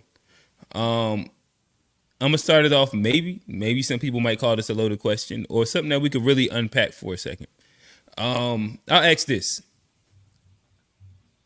Are all blacks in America or all descendants of slavery African?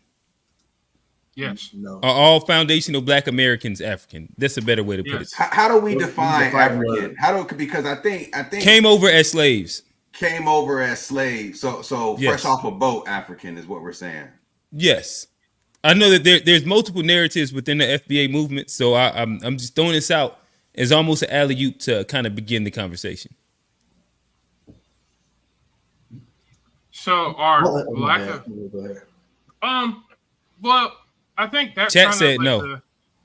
I think that's the thing about it. Like, I think there's a good admixture of a lot of things. Like for the most part, it's African. I think, some of us kind of have like very unique heritages where we might have some Native American, but even that's kind of like inconsequential to some degree.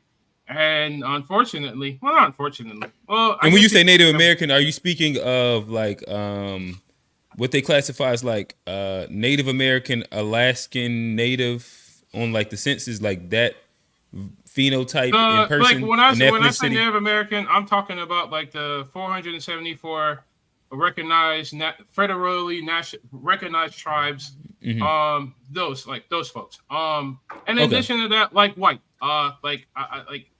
I think it's always like every 4 years when the Olympic happens and we're doing the 100-meter race. Like for me, I see nothing but West Africans from America, Jamaica, England, all running the 100-meter. And like if you're going to deny the genetics that had to take place for all those people to look the same, all the fast muscle twitch muscles that went into that, like I'm just saying, like I don't know how anyone thinks that like the brothers you see in Ghana and Nigeria are any different than the brothers you see here. Like the West Coast of Africa. Okay. So all right. So in essence, you understand that in general, blacks are some version of a derivative of descendants of Africans from probably like the West Coast of Africa.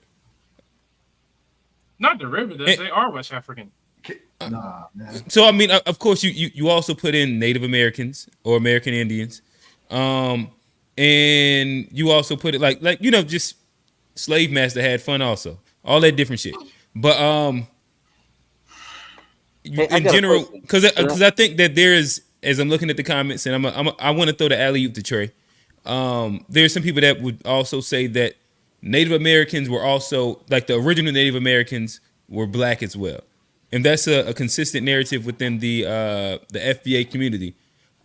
Trey, I'll throw you that alley oop, and I'll let you kind of like get into some version of unpacking. Yeah, I appreciate that, and I'm gonna answer this question, but real quick, I'm gonna Alice. I was curious if you've done like any of your own research, or you just like got what you got from like schools and everything. But my bad. Let me answer your question. But that's so. I know that there were Black Americans in America before slavery. I know this for a fact because there's archaeological evidence and there's evidence in museums of Black people. Did you send me something over? Yeah, I sent you plenty of a bunch of pictures from museums showing Black people. And the original explorers all said that there were Black people that came here. Every continent on the globe had Black people there originally. America is no different. And we have to think, who told us we're from Africa? Is it the same people that colonized us, who raped, pillaged, and murdered us and everything like that, and gave us started germ warfare, and then set the dogs on us, fed us to those, and enslaved us? And the people that stand to benefit from having us believe we're from Africa? In the white public education system. So if that's all you're going based on, then you really don't have, as far as being a part of this conversation, you're not really like, with all due respect, you're not like qualified for the discussion unless you've done your own research. Okay. All right. So before we Alex. So I'm gonna let you respond directly after this. I'm gonna just share what Trey has sent in, and it'll go directly to you.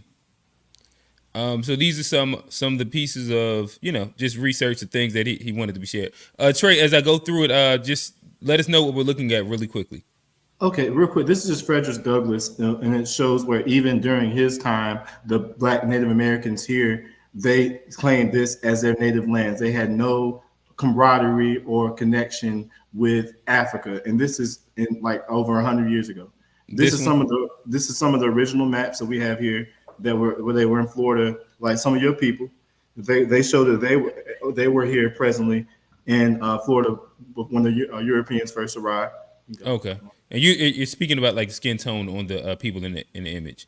This is a picture of this article from 1847 where they're calling these dark melanated people Mayans. So the Mayans that we know. But this picture is not from 1847. I mean, the article is. Oh, okay. Yeah, the article goes into more detail, but the picture, got you. Yeah. This is some artifact of Black Aboriginal that was in North America. I know Kodak Black if I ever seen it. Oh, yeah, that's what I'm saying. Like, so this goes back before European contact.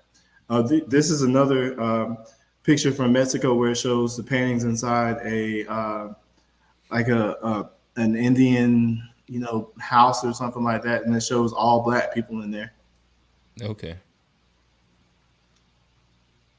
And this is the definition of American from the 60 census. It should show somewhere in that screenshot. But regardless, it says Native American originally applied to the Aboriginals and copper-colored races found here by Europeans, but now applied to the descendants of Europeans born in America. That was the original Webster definition before they changed it because it suited their narratives to not believe that we're from America. Okay. All right. So now, as I said, Alex, I want to make sure I give you the floor. I think what happens a lot of the time is historically when they came over here, I'm talking about Columbus and them, to kind of go to what Trey was saying, when they got here, they said, wow, look at these colored people. I think people need to understand what colored meant back then. Colored meant anybody not white, anybody not Anglo-Saxon. So when you went on the island of Hispaniola and you see a bunch of Kerouacs and Tainos and all these other native people, yeah, that's what you're going to call them. You're going to call them colored people. But were they African? That's the question that I would like to ask, because as someone who grew up in the Caribbean, what we learned was, hey, you're African. You're not Caribbean. You're not Taino. You're not Arawak. You're not any of these things. You're African who just so happens to be here. The reason for that being, for as long as I lived in the Caribbean, I went to Puerto Rico, St. Croix, St. Thomas, St. John, the whole nine. I have yet to see a native Taino person. Reason being, when pretty much people from the old world came over here, that's why they died. Like they didn't have the immunities to withstand all the diseases that came over here that they never were in contact with before. And then to say that these people were like black, it kind of like it leaves a lot of like conundrums in history that doesn't make any sense. Why were all the, like why did this transatlantic slave trade happen? Why did all these boats come in port in the Caribbean and Brazil and set up shop? Right.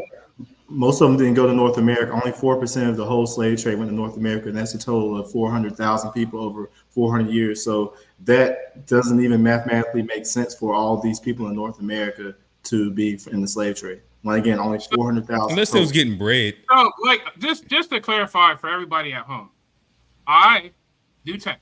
Nobody here is an archaeologist, genealogist, or anything like that. So just take what we say with a grain of salt. What I encourage everybody to do is go read for yourself. Like, don't take my word for it. I am Alex. Don't take my word for it. But really, you're not discrediting me. You're discrediting numerous black scholars throughout. Yes, you are. Throughout centuries. This book is the original people that came here. I suggest everyone read that. It talks about the original explorers. Raise the book up so they can see who wrote it. Oh, so you're going to discredit it? It says white men, and it's quoting their journals, bro. So you're telling me the explorers that came here originally, who said that they were black people that look Ethiopian, you're saying that you know better than they do? No, Trey, you're not listening. I'm not but saying they also that enslaved Native Americans. Did you know they enslaved Indians? The Yamasee War in the 1700s was over them putting indigenous black Americans. We're talking about how the black people here that they met were enslaved, and they were black. And they're on the same plantations that I come from. And you're telling me that I guess they all disappeared, even though there were millions and millions of people on this continent. That instead of using the black people here on this continent, they went and brought them all in boats where most of them died, even the Europeans. Trey, what literally happened a few years ago? Did a pandemic not happen? Do you not know how like sickness happens? Do you not know how? I know 80% of them died, but that all of them did not die. So let me get this straight. Let me hold on. Let's just unpack this. Who told you you're from Africa? Trey, I'm not going down this rabbit hole with you. We live in a country built. No, like if we're going to do this, we live in a country built off of capitalism, built off of exploiting labor to build this country. Yourself. No, I'm not. There's already labor here. How would the African know how to? Trey, like if y'all gotta let each other finish the talk. Yeah, it's like every time I talk, like you want to talk over me. If I don't make any sense, does that not make sense then? Because you're not even. My bad. I'm pull up the counter. So in essence, we'll try and keep it within like a minute and a half per person. I'll give y'all this whenever we get too long. Hey, and I also say, hey Johnny, I'm gonna need you to talk a little bit. Stop being safe over in the corner. But Alex, it's on you. All right, so let's talk about it, right? If you're talking about, hey, where did all these people come from? Why would they enslave people over here? Why didn't they just enslave people here? So let's get this straight. Slavery in the New World started in the Caribbean first, and when they came over here, I need y'all people to understand, they didn't come over here to set up shop. They came over here to find gold. That's literally why they came over here. That's why they call it the West Indies. They literally thought they was going to find a quick way to India to go get some gold and trade spices. When they got here and realized, wait a second, this isn't India. This is somewhere else. Okay, well, we still going to get that gold anyway.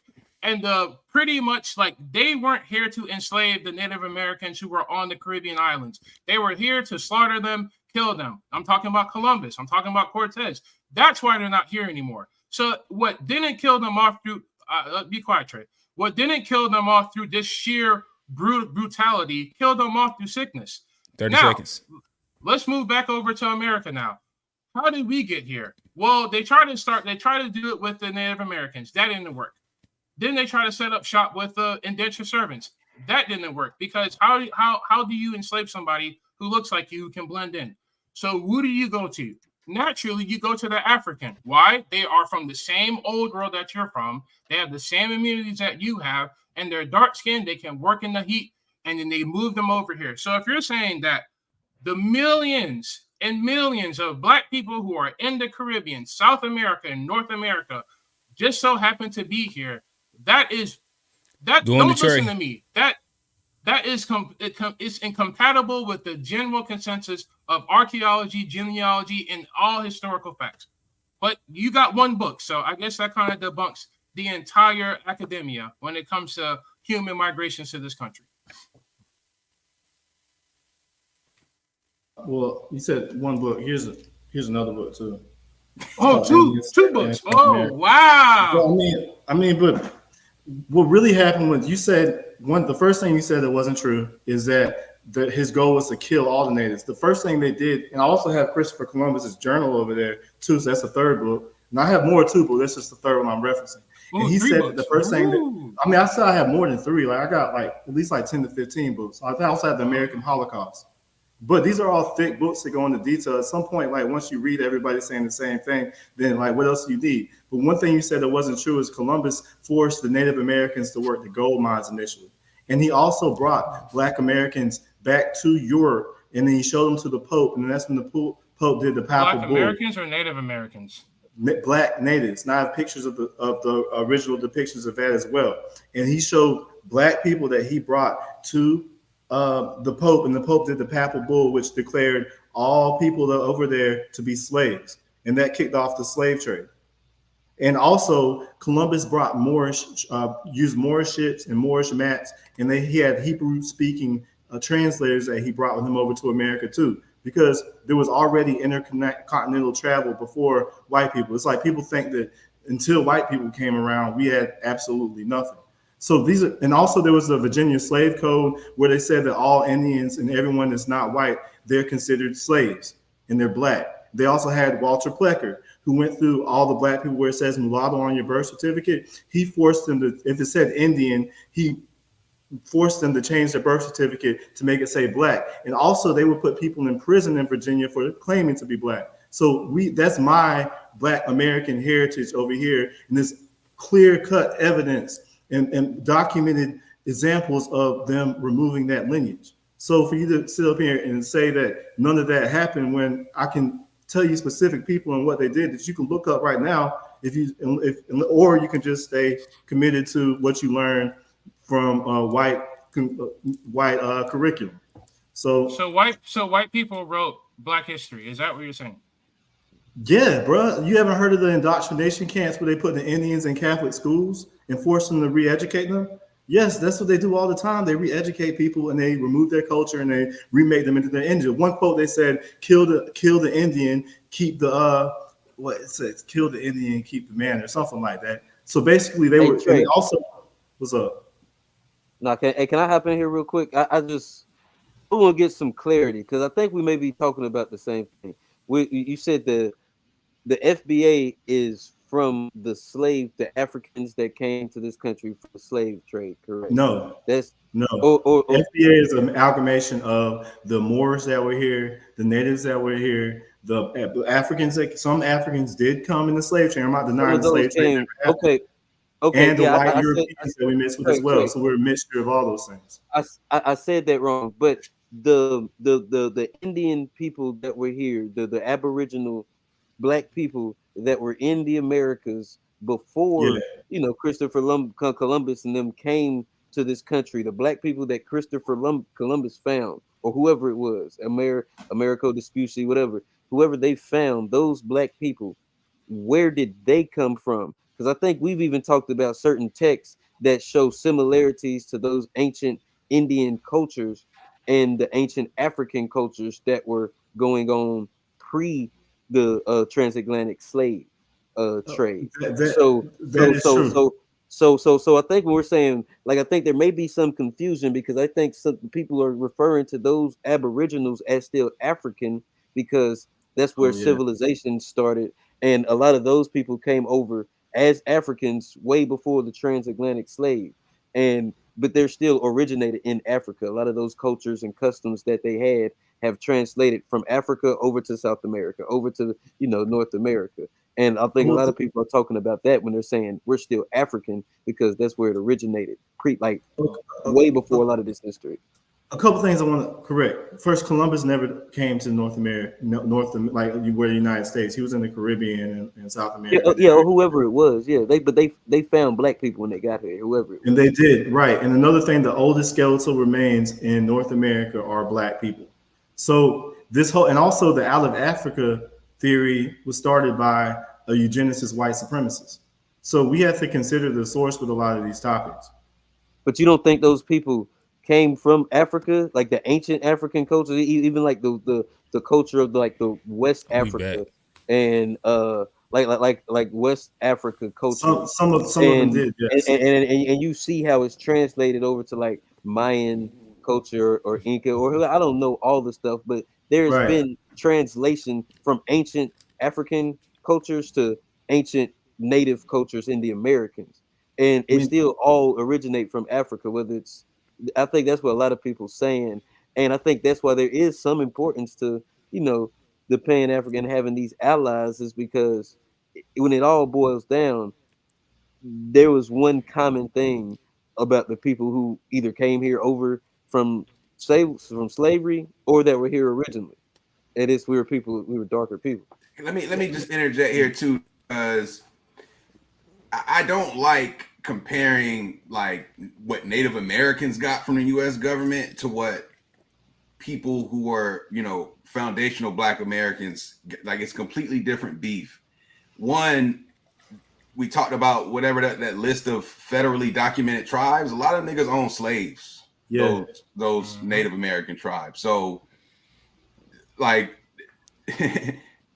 they are just as in debt and guilty to, you know, they owe us as much as America to that degree, because they had slaves and they migrated with their slaves when you know, the whole Trail of Tears and all that, when everybody started moving west, they picked up and packed up with their slaves and took them out west. So there's a lot at play as to how these foundational Black Americans are seemingly marginalized, not just by the big dog like America, but also by the other marginalized groups. Like, we're not even like the second in order. It's like, even if it's always been that case. It's like, even before they created whiteness, like the Italians and Irish knew they were better than the Blacks. The Native Americans know they're better than the Blacks, and everybody participated in owning. Like my mother's side has an Irish name. There's a place, my wife's family is from a place called Scotland Neck. Them niggas was Scottish. It's like, it's all types of examples of different populations participating in American slavery. And I think that needs to be like ironed out too, because it's not just about if you were from Africa or not. Like, the fact of the matter is that if you looked a certain way, you could get enslaved. And then the other piece I want to point out is that there's a movie that came out recently, Killers of the Flower Moon. It's a long movie, but it is fire. The reason why I'm bringing this up is because it's about that Osage tribe. And, you know, white people, the nuance in which they created race and color and black and white, like the Osage people that they reference in that movie, like the actual figure, the main character, the way she's depicted in the film is a very fair-skinned woman. But if you look at her actual picture, she looks like Johnny P. And I'm not even kidding you. And so real Native Americans weren't just red, they were deep copper. Like, it was a very deep tone to their skin that I don't think a European would necessarily know, like, that much difference of a this or that. It's like, it's a very deep reddish brownish color. And I think that's where some of this confusion is too. Is like, you know, the way that I look versus the way Johnny P looked, like, it didn't matter if one was from Africa or not. Like, you're Black, you're gonna get enslaved. Where you're from doesn't matter. And that was like the fight that people were facing. It was really about how you look, not so much about where you're from. You just hit on a lot, man. Right. So I guess a couple things real quick. Housekeeping would be shout out to, I think we're at what, somewhere near like 70 live viewers at the moment. 77 watching right now. Right. So shout out to y'all. One thing we're gonna try and save maybe the last 10 minutes if y'all are still with us. We're gonna do live in callers. Y'all can give us your perspective on what we've said so far. Like I said, we'll do that around the last like 10 minutes. We're gonna probably go for another maybe 30 minutes or so. And I'll continue to move the conversation. I got tapped out for a quick second. Hopefully y'all haven't hit on this. But as we speak on delineation, do you think that there is a fair case and is truth to the fact that FBA, black people in general, are its own unique ethnic group, ethnogenesis, it's no different than like Jamaican, Haitian, Caribbean, XYZ, and should be treated as such? We gotta be, man. Like, otherwise, like, no other group allows. Like, if we want to protect our brand, not protect our brand, but anything, like our culture, whenever they make a movie about the mob, they go talk to the mob. Like, right now, we're in a situation where we have a person who makes a movie playing Harriet Tubman, and then she plays it the way the white people wanted to do it. Like, Key and Peele had a skit where they had like a black American, and they were like, play a thug. And he was like, acting like, you know what I'm saying, like he knows people like he might have grew up with, and they had an African with a British accent. It's like, no, do it like he did it. And then you know what I'm saying, we can't, if we don't delineate and represent our own culture, then we end up with Fat Joe saying that hip hop was created by blacks and Latinos 50-50 types. You know what I mean? So I think we owe it to ourselves to make sure that we do not let our lineage get mixed out to the fact that we're just one big African, because you can't. Can I ask you a follow-up question as well?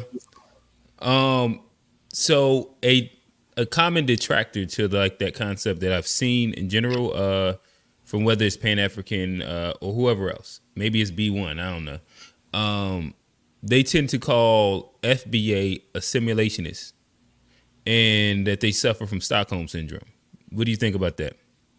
I think that's a projection, because they're the ones that are still colonized by colonizers that aren't even present on their, like the colonizers work from home, and they do the bidding of the colonizer for them. Meanwhile, over here, we coined the phrase Black Power, and we coined Pan-Africanism. So I can't. So do you think that like assimilating? Well, I guess if I'm gonna try and like make their point as best as I could, FBA would then be somewhat isolating yourself away from the diaspora, and which then would mean that you are assimilating to pretty much the dominant American society to an extent. In which, you say no? I don't think because we're it's still. You say what?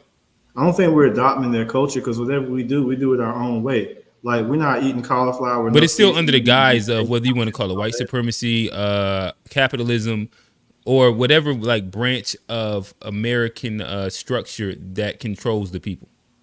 But they imitate us though, more than we imitate through capitalism. And white saying supremacy? Like our style, our culture, our music, like, is this like the Trey show? Like, man, like what? Oh, my bad. You gotta break it up, bro. But I feel like I've done the most research on Native Americans. No, you just get to talk the most. Like, you think so? Who is like? Do you know who Walter Plecker is? So hold on, pause real quick. I guess I feel as though in chat. Because you just yes, of course I do. So who? So like, tell me again. Do you know who Walter Plecker is? Do you know what the Dow's roles are? All right, what did Walter Plecker do? What is that relevant to the conversation we're having right now? Because he erased our identity, and we're talking about our identity, and you don't even know who did it. So you know the Virginia Slave Code where they reclassified us. The Virginia Slave Codes, when the Barbados pretty much set up the same thing that had in Barbados. Bro. Yes, it does. But you don't know that. So what point are you making? Bro, the Virginia Slave Codes, when they said that Aboriginals that are in Virginia are reclassified as Negroes. Do you know where the original slaves that were in the Virginias, Carolinas, and Georgia came from? Some of them came from the islands of the Caribbean, but there were also black people already here. And you're denying that, even though there's evidence to the contrary that you discount. Okay, but like you like the problem you have is like you keep straw manning. Like I didn't say that there weren't black people here. I'm saying so we were here. Okay, then. So what do you gotta let we can't like why you gotta be disingenuous, bro? Like don't you can't your argument stand on their own merit? Because I'm my bad. What am I trying to do? I'm not trying to attack you, man, because I guess it's difficult for me to, when I've done a lot of research on this, and then when people tell me that what I just read isn't true, and what they got is based off what they've done like through K through 12, that I had that as well. It's like you have to, if I give you a new fact that you haven't heard of, and I want you to consider it without falling back into the original conclusion. Otherwise, it's like, what's the point of like, it's like it's on deaf ears. If I tell you that about the Dawes rolls, you know what the Dawes rolls were, right? Explain. All right, the Dawes rolls were when they allowed only white people to sign up to be $5 Indians. And that's where they got signed up for the 5 civilized tribes. And to be a 5 civilized tribes, all of whom fought for the Confederacy, in order to be considered that, you had to practice slavery and give up your lineage. And also, there were 500 tribes in America. It wasn't just the 5 civilized tribes. So, I mean, I'm not trying to overtalk or anything. My bad. I don't mean to be hostile, but it's just a lot of information that I feel like I'm trying to share, and then you're just not really trying to hear it. That's just not true. I literally just asked you a question. But the fact of the matter is, like, Trey, are you saying, so, because I'm here to listen, are you saying that the tribes that we see now in current day, are you saying that those are the $5 pretendians? The ones that are white with straight hair that can get hair lice, yes, they were not here they weren't here when the first colonizers got here. But I imagine you're when Alex is saying that, you're speaking about the people that they identify as American natives and Alaskan whatever, the Indians or some shit like that. I don't know what like the people with that specific. If we want to get into like whatever, I forget what it's called, but the mongoloid phenotype or whatever the shit is. That's what he's more so referring to. They came over the land bridge. I think it was around when they were fleeing like Genghis Khan and Mongolians. There were multiple waves that came to America. It wasn't just that one that came over the land bridge. And when they came here, there were black people already here. And how do you explain the Olmecs? Because they don't look Mongolian in those statues. So I'm glad you brought that up. There were black people here. There were the Khoisans from South Africa. They were here. But what I'm asking you, Trey, but I think what we disagree on is the amount that were here from just straight up just migrating pre-Columbus, and the amount of people who were here due to the slave trade. I think that's where we disconnect. I'm not saying what you said didn't happen. I think that's what I really wanted. Black people are the original people on this continent. Indians, we're the most popular people here. The red natives that you're talking about team with white supremacists against us and subjugate and enslave us. But we've always been here, bro. Wait, Trey. No, I'm not saying that we haven't always been here. What I'm asking you is, to what extent? Like, if you had to do like I don't know, let's pick a time. So the cutoff is 1800, right? How many black people do you think were here through the transatlantic slave trade? And how many black people do you think were here due to just Pangea migration over, not Pangea migration, just talking about the land bridge up there in Alaska. No, not even that, because that's not even. Well, that is Pangea, yeah. African pre-Columbus migration, not to do with slavery. If this percentage-wise, that's all I want to know. I wouldn't call them African, but I think that there were way more black people on this continent before European contact than there were after. And a lot of them did get wiped out. I think there were 80 million, but I think like. So how much of like FBA, if we was like to throw like FBA being descendants of previous American black Native Americans, or I guess like continental Africans that were brought over here as slavery. If you was to give just a basic broad general like percentage, would you say that like 90? No, I don't know. Let's say 60% was Native Black Americans, or would you say like 85, 95, 97% was continental Africans? I think that's more so what you're asking, correct, Alex? Yeah, because like I just want to make sure that there's a delineation between dark melanated people, because there's like I work with a lot of Indian, brothers and sisters, and they're darker than me.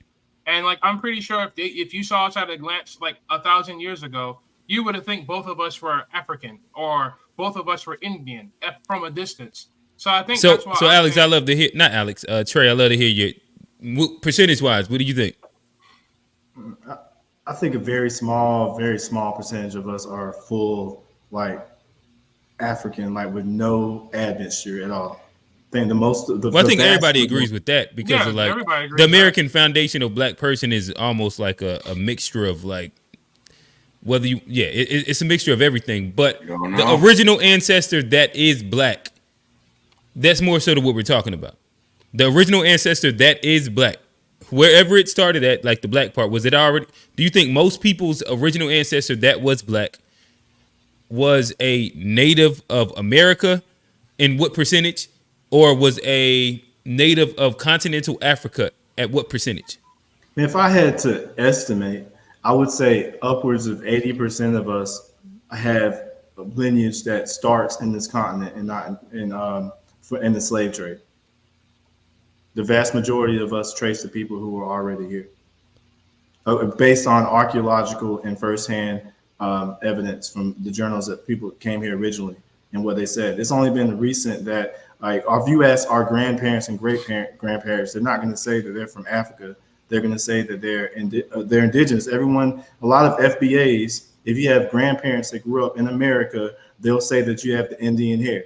They also reclassified them as mulattoes. So if you have a birth certificate that says mulatto, then there's a likelihood that you didn't come straight from Africa as a mulatto. You would have had to get darker at that point. But so just to jump in here, like I don't know if like genetically and phenotype wise that makes sense. I don't think we look. I think this is why, like, just to jump in, Trey, like I get what you're saying, but if you think that 80% were here, like that's what is kind of incongruent with what we experience today. And I'm interested to hear what you have to say, because the majority of black people, majority of white people, the majority of people here who take DNA tests, hardly, like, I think this is like 1 out of 20 has any significant Native American DNA. So there's flaws with that, bro. I mean, you're talking about DNA tests. Like, I saw where they swabbed the lizard. I sent a video. I mean, we may not have time for that, but they swabbed the saliva from a lizard and sent it in, and it said that they were like Jewish and European and all that. And then the guy in the video was saying it's for entertainment purposes only. And unless you're digging up they say the DNA tests are for entertainment purposes only. Yeah, they can't tell you what tribe you're from. Like, what's one of the videos I sent? And also, unless you're digging up the remains. I actually want to look that up. Do you know which was that, like Ancestry.com? Where was what brand was this? 23andMe, I believe. But all right, let me double check. But like, that's just okay. I'll give you DNA tests. But what about the genealogists who get paid to go look up your family history, and the majority of them are like, nope, I don't see them here. Like that. It's like if anything, it's a common thing among genealogists. Of like, let me guess, you got Cherokee. Let me guess, you're Choctaw. And this doesn't apply to black people. It applies to black people, white people, everybody. It's like a common thing. And I don't think that all these people who have dedicated their lives, this is what they do for a living. I don't think they're all coming to the consensus that it's rare, if hardly ever happens, that anyone outside of the Native Americans that we kind of, I guess, in grand understanding, know who the Native Americans are. I don't know, man. Like, I think we do, and then I'm telling you, like, specific examples where they reclassified us and they said that we were already here. For one, and also we both have scientific backgrounds. So if we look at the experiment and you're comparing us to the people that are there now, then that's different than saying comparing us to the people that were there like 1,000 years ago. So unless you go dig up skeletal remains and check the DNA of who was there, there's no way to prove like what are you even comparing. You get what I'm saying? If they brought because the slave trade was a triangle. So if they brought some people from America to the Gold Coast of Africa, and those are the ones they're using to compare us to, they're going to say we're from Africa. But if they dig up the skeletal remains there in comparison, that might have a different result. Same if you compare us to the black skeletal remains that are in America and we match those, that's more of a solid test. You get what I'm saying? I get what you're saying, Trey, but like, how do you explain the oral history, like the well-known oral history. I'm telling you the oral history. Where like everyone's grandma. I'm not sure if you have an FBA grandmother, but a lot of us grew up with a grandmother saying we had Indian hair. Like they weren't. All right, saying so that but we let me ask you. recently. I guess I want to hop in on that really quickly. I had a point or a question towards that. Because of like in saying that typically what they're speaking about is a phenotype that is of the people that you said were not. That came over Pangea's land bridge and all that shit. So like that wouldn't be congruent with the idea of being original black natives or aboriginals of America. If they're saying that they look like the Alaskan quote unquote Hispanic, whatever. Right, but they're saying the oldest remains that they found in America are Negro. I know, I guess, but I guess I'm just staying to the point of where you're at, because you said like what our great grandparents would be talking about is Alaskan Native Americans. I don't know if that's when you say you have hair like Indian, what does that usually mean? It's the phenotype in which that they're talking about. Same difference as because I think you referenced like lighter skin and tone and shit like that too. Like that's the phenotype of those people. Like whether you believe that those are the real or not, but that's typically whenever they're speaking about that, they're speaking of that specific phenotype, not the phenotype in which would be derivative of an Aboriginal black native. I think that there were people here with straighter hair. I don't think that just every black people have different hair types. It's not all like the Nigerian hair type here. Like even John. No, so do you think that in 19? Do you think like a Aboriginal Australian? Like, do you think that like do you think they're African? The Niger where and what like the Fiji Islands? Like the Aboriginals in Australia. Australian, Aboriginal Australian, someone from Fiji, someone from Philippines who's really dark skinned, I guess like with like last week's big word that we all kind of learned with ethnogenesis, like at what point does like someone who came out of Africa, which everybody kind of did, and migrated to wherever they migrated and pretty much were there for thousands of years to the point that they kind of like, have their own subset of DNA. And I guess technically Caucasians are African, right? I don't know. Yeah, technically. But I'm saying, but that's what I'm saying. Like that's how loose the trail is. I think that's how loose the trail is of what you're saying. I think there's a difference though. Like I don't know how real that is, but I like the Neanderthal Homo sapien thing. But. Oh, you going Yaku? Because like you a wild boy.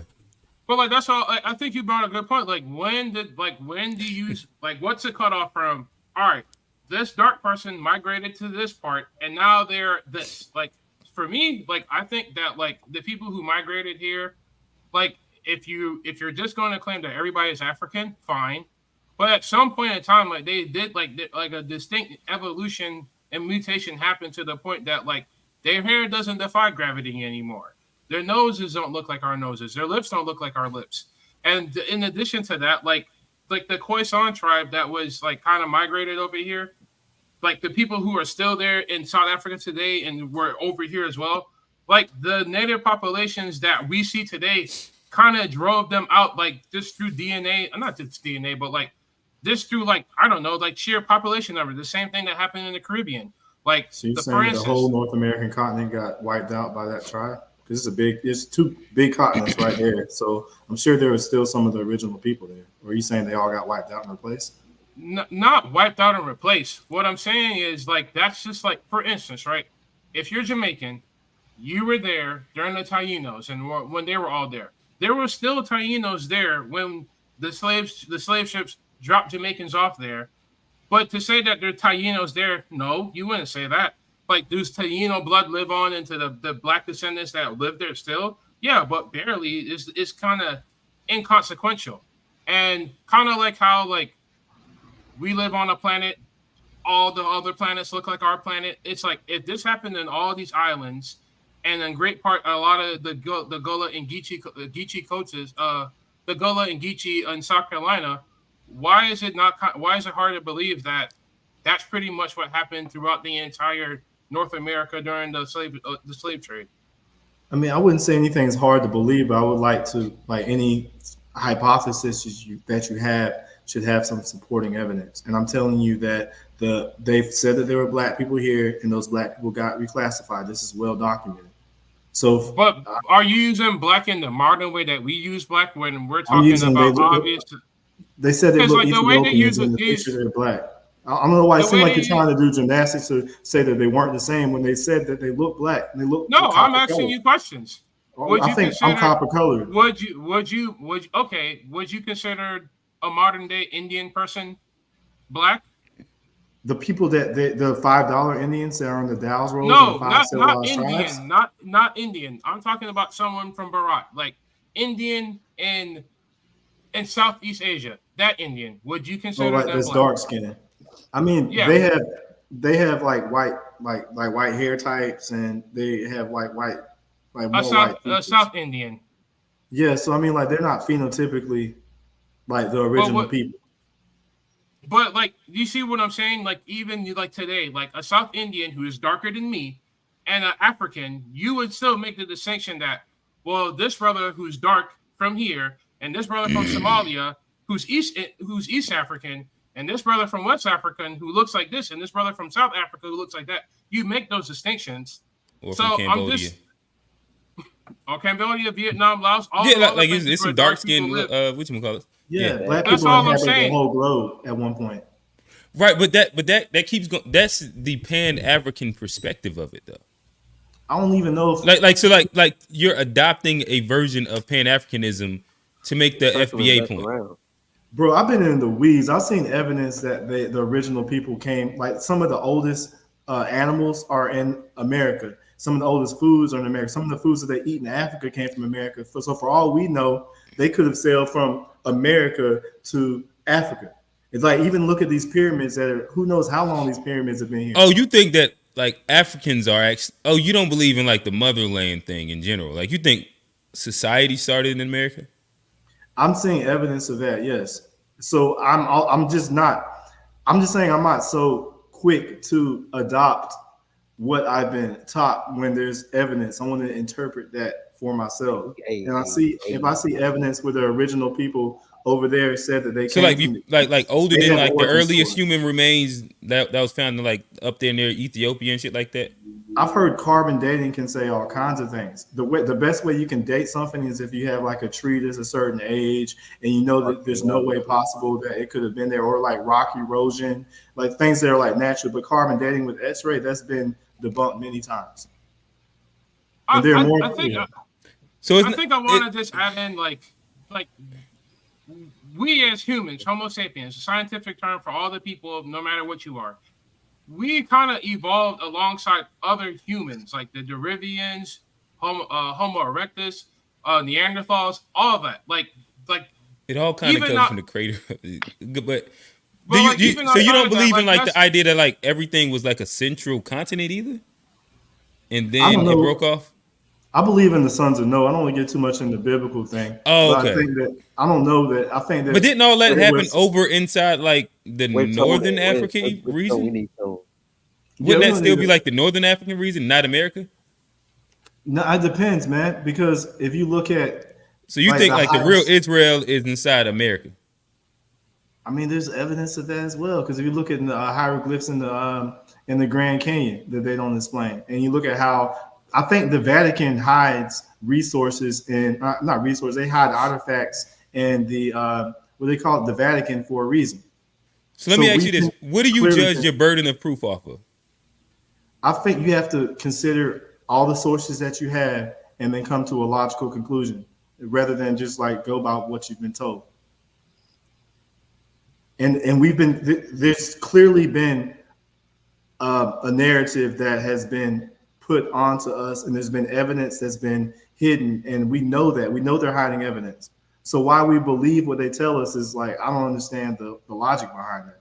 And then so in general, it would be like more so like a worldwide conspiracy to hide that like civilization started in America, but instead in Africa. I guess we'll be like the reason behind having like that worldwide conspiracy. Man, it's really Columbus brought Hebrew translators with him when he came to America. They were speaking Hebrew here. Like it's well documented. I think they were called the Nino brothers. And also they had the Grave Creek stones, which was the Ten Commandments they found in Ohio, and it was written in Paleo Hebrew. So like, what do you make of all that? Like, why would they, if they enslaved the Hebrews and they wanted to change their identity and make them think that there was something else, like, you know what I'm saying? Like, that's why we do have secret societies. We do have Vatican hiding artifacts. We do know that the Vatican orchestrated the slave trade, and we do know that they benefited from it. And then, gotcha. So if I was to ask you to give, like, so if you had to stake a claim on a side, you would say that Black Americans really don't have any relation to Africans at all, outside of maybe they came from us. Is that what you're saying? Only relation I would say we have with them is we're both being exploited by like colonizers. Oh, so no relations for real, besides for like white supremacy. Yeah, I think we're both under white supremacy. But like I said in the chat, but that's it. It's a theory. It's a theory. That they call it a theory. That we came out, like, you talking about like that slaves came out of Africa, or that like civilization came out of Africa? Wait, before we go any further, like, do y'all know that gravity is a theory? Like, do y'all know what theory means? Like, theory. Oh, well, I understand what all of this means, but I'm only exploring like the funnest conversation that's happening at the moment. Like, a theory isn't like like your assumption. Like, it's your working explanation of how something happens. So, like, gravity is a theory. Evolution is a theory. Physics is a theory. Like, I don't know how you use the word theory, but like, I believe facts and evidence, bro. And if I know that Columbus brought Hebrew translators over here, there were Black people already here. I know that he used Moorish maps. I know that after the Spanish Inquisition, they forced a lot of the Black people that were there into Africa, and they initiated the slave trade. Just so happens to be right after the Moors. Do you believe that the slavery trade, the transatlantic slave trade happened in reverse? Happened in reverse. I don't think it happened. They took black people from here and then like pretty much kidnapped and put them in Africa. Is that, because that's one of the things I've heard too. Is that something that you subscribe to, or is that other people who believe? Yeah, I guess I'm trying to understand how can all this, like this entire theory work. Like I'm trying to understand like the string that ties it all together. Because it seemed like it will have to be a lot of like working factions being willfully ignorant of a lot of things, and then like a global cabal of sorts that are like pushing a need for Africa to be the cradle of a civilization, in which like it seems that white people tend to want to make sure that we don't believe that anyway. So like I'm trying to see who's benefiting and who's in power to like push this theory and make it make sense. Man, we see this all the time. Like, when we think about, we just recently. I'm just asking who would benefit from this? The same people that told us Columbus discovered America, and the same people that told us that Africa. Well, that's like white Europeans. They always try and whitewash history, but right now that wouldn't be white. But saying that everybody came from Africa, and that being like where the burden of like scientific information lies at right now, would be saying that everybody's black. So like Europeans don't benefit from that. Like that's what they keep trying to make sure. Like that's why they knock the nose off the Sphinx. I think they do benefit for that. Like that's why they knock the nose off the Sphinx. That's why they make every single Egyptian white. Like they whitewash history in general, so that like there's no real benefit for Europeans to do that, because of, like they don't want to give black people credit for shit. So like who's benefiting inside like the global cabal of this theory? If there was a black nation in America, and you were able to convince them that they're Africans, and also tell us that Africans never had anything. It was FBAs that started talking about Timbuktu and all that over there. So if you can tell us that we came from nothing, we've never been anything, all we are as Africans, we never had anything over here, then we lose our connection to our land. So it benefits them. Like it's easier, because what if all black people, we just discovered that, oh wow, we were all over here. Then we'd have more of a spirit of like, but then we would just have a Native American story. It wouldn't really be but that. But are we? Is the job of history to be accurate, or is the job of history to serve as therapy for identities? Because like it's there to be accurate. Okay, so if it's there to be accurate, but like if it's there to be accurate, like how do you explain like runaway slaves from South Carolina, like the Gullah, like the Geechee, like these, like if you or look like at their, cultural, like the cultural similarities from the people from Gullah and Geechee and the African tribes in which they came from. Because like a lot of like African American culture is rooted in social dancing, like even to the day, like Millie rocking, like or the Charleston, it dates all the way back to pretty much the things that we try to keep during slavery and maintain during slavery. Or like religious and spiritual systems as well. They seem like there was a like direct connection to Western Africa, in which like even deities literally date straight to what they had. I guess what do you say to that? And then we'll start getting closer to the call-in section. Hey, shout out everybody in the chat, everybody conversing. Again, this is a good conversation. We're in the weeds for sure. But Trey. Shout out to Mike TV in the chat. Like you said, we became African American in the 80s because of Jesse Jackson. Like before that, we weren't really big on African Americans. And I saw being called. But I don't think we're talking about the term anymore. We're talking about like the literal genetic heritage of said term. That's what we're in the weeds of right now. Oh, I don't think that. I think the more you look into evidence, especially evidence is hidden, and you also keep in the fact that this is the tip of the iceberg, and we know that they're hiding artifacts. You'd have to open. It'd be kind of be foolish to not consider other possibilities. And you have to gather the evidence that you do. I know, and I don't think that there's anything wrong. like, again, this is unpacked. So like, the idea of this is to like to gather, and I'm gonna throw it right to you, Alex. Is to gather as much information as possible and like unpack the theory. I guess my only question, and I'm saying this to you, but I'm gonna throw to Alex. Is like with all the information that you've gotten, the hidden knowledge, XYZ. So then who is benefiting from it? But Alex first, and then I'll answer my question. Like just to kind of push back on what Trey was saying, like since the 1700s, like when Black people could and did express themselves, they were trying to express their African heritage. That's not true. So how do you explain the African Freemasonic Lodge? Like where did that come from? Your source is the Freemasons, a secret society that is known for hiding secrets. I mean, that's what you just said. That's your source is the Freemasons. So who are the like the trustworthy historians that we can trust in any like capacity at all? Artifactual evidence. There's really, I wouldn't trust the word. I would trust what I can see. But like, so then is the artifactual evidence like? So what artifactual evidence are you going for the past 600 years? Whenever they show Indian depictions and their depictions of themselves, and they're all Black people. But that's artifacts that's further than 600 years, though, right?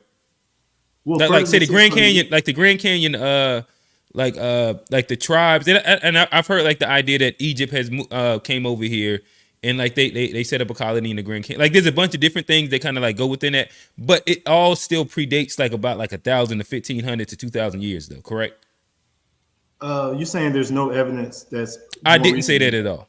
I mean, you're asking if there's more evidence. Is this evidence is more recent than that, or? Yeah, I'm asking like yes. So what? Yes. What thing? Like what are you using as historical like reference points that are like what historical facts are official and how do we know how to vet them inside this? Because typically like what we're hearing is, all right, so this is the thing from this, that, and the third, and it's like nah, but them niggas got other agendas. Or this is stats from here. Nah, them niggas got other agendas. And then you're saying, like, you're giving your information and your reference. I'm trying to understand what makes a thing true in historical context. I think what makes it true is... At least within the last 500, 600 years. Because you said archaeological. Man, I can give you evidence from thousands of years ago, evidence of like a few centuries ago. And I can give you... Well, that's what I'm asking for, the few centuries ago thing. The few centuries ago is not all tribes that lost their roots. So they've been claiming the same thing for the whole time, and they're Black. So they've been passing down their oral history, and it doesn't take that long to get to before European contact. Because this is like 17 This nation was like 1619 is when they first had their failed settlements. So we have the whole like vast space of like coast to coast where we had people that had been there and they didn't get conquered. So if those people maintain their lineage and they're passing it down, then I think that's evidence that a few hundred years ago that they are the black people that were here. And also we know that they were enslaving those black people and putting them on plantations. Okay. And that was illegal also. So they were benefited from lying about it. So to answer your question before, like who benefits from the people that were breaking the law by slaving indigenous black people? They benefit from saying that Africans, but I mean they shitted on Native Americans too. Because like I said, like what you're saying is like the Native American story that we just own the Native American story, and the Native Americans was like immigrants here that stole our history maybe. But hey, Johnny, I need you to say something in the corner. What you got for us, dog? You done heard the conversation. What's your takeaway? And then G. We can't hear you, bro. I gotta mute it. No, I'm saying like we in the weeds, bro. Like we it's a lot of nuance. Is black folk majority from Africa, or are they already native aboriginals? We don't need middle ground, Johnny. We need an opinion. What you got? Based off what everything I've ever read in my life and what I know, I gotta say Africa. But I'm also that's off open cold, to, bro. But I'm also no, I'm joking. but like I say, I'm fair. You know, I'm also open to where like if I'm presented the information in a compelling enough fashion and I got sources and it's like, you know, it's documented, I can see where somebody could say that, especially if you have the evidence to back it up. So I can't be like, nah, Trey don't know what he talking about. I know bro them like read and like he ain't like pulling this shit up. Like he know what he talking about. So there's documented evidence of this. In which I don't think that this conversation is specifically that. I think it's more. That's all I'm saying. Go ahead. It's like I don't have proof either way. Like I'm saying, I got what I've known my whole life, what I've been taught. I'm just asking opinions, my boy. So your opinion is that what the white folk taught you in world history is true, right? Just making sure. Is that what your gut tells you to believe of colonizers? This tough, man. God damn. All right. I'm going Africa though. I'm going Africa. Black scholars and researchers. I'm going Africa. Stuff like that. Alex, that all that's in jest. But G. Yeah, I think at least from my perspective, this term black is where like a lot of the back and forth, because I think there's one side that equates black to African, but then there's another side who would say black is American. It's not an African thing. And I'm of the opinion that black is an American thing, not an African thing. You're not really quote unquote black until you get to America and have the black experience, something you can't get anywhere else. You can't get it in the Caribbean. You can't get it on the continent of Africa. You can't get it in Europe. The black experience is unique to America. You can't get it in Canada either, or Mexico. You got to come to America. And so when we talk about what black means, it doesn't necessarily mean that you were from Africa when you are in America. And when you look at stuff like the artifacts, and when you look at how people are painted, it's not like these niggas had a box of 64 Crayolas and chose the black and was like, let me paint this person black, let me paint this person white. I think what's clear is that the people are dark skinned. There's the pictures that we see in the artifacts, they're not fair skinned Caucasian looking people. They clearly have some melanin to what they do. And so G, do you think that most FBAs are Aboriginal to America, or came over here from came over here from Africa? I'll just go with that. Who knows, like most, because the reality is there were very few Africans shipped to North America from the slave trade. So I think that it's not a unfathomable thought to think that because so few Africans were brought to North America, then the majority of blacks in America didn't necessarily come from Africa via slave trade. I don't think that's such a far-fetched thought. And so do you think that they were enslaved and assimilated with the African population? Would that be like the thought process there? Then? Correct. Like once slavery was an institution, then people started getting swept into just the institution of slavery as a whole, regardless of if you actually came off a boat from Africa, if you came here, migrated free from the Caribbean, if you came here, whatever the case may be. Once the institution of slavery existed, if you looked a certain way, it was a brown paper bag test. Yeah. So let me ask you this then.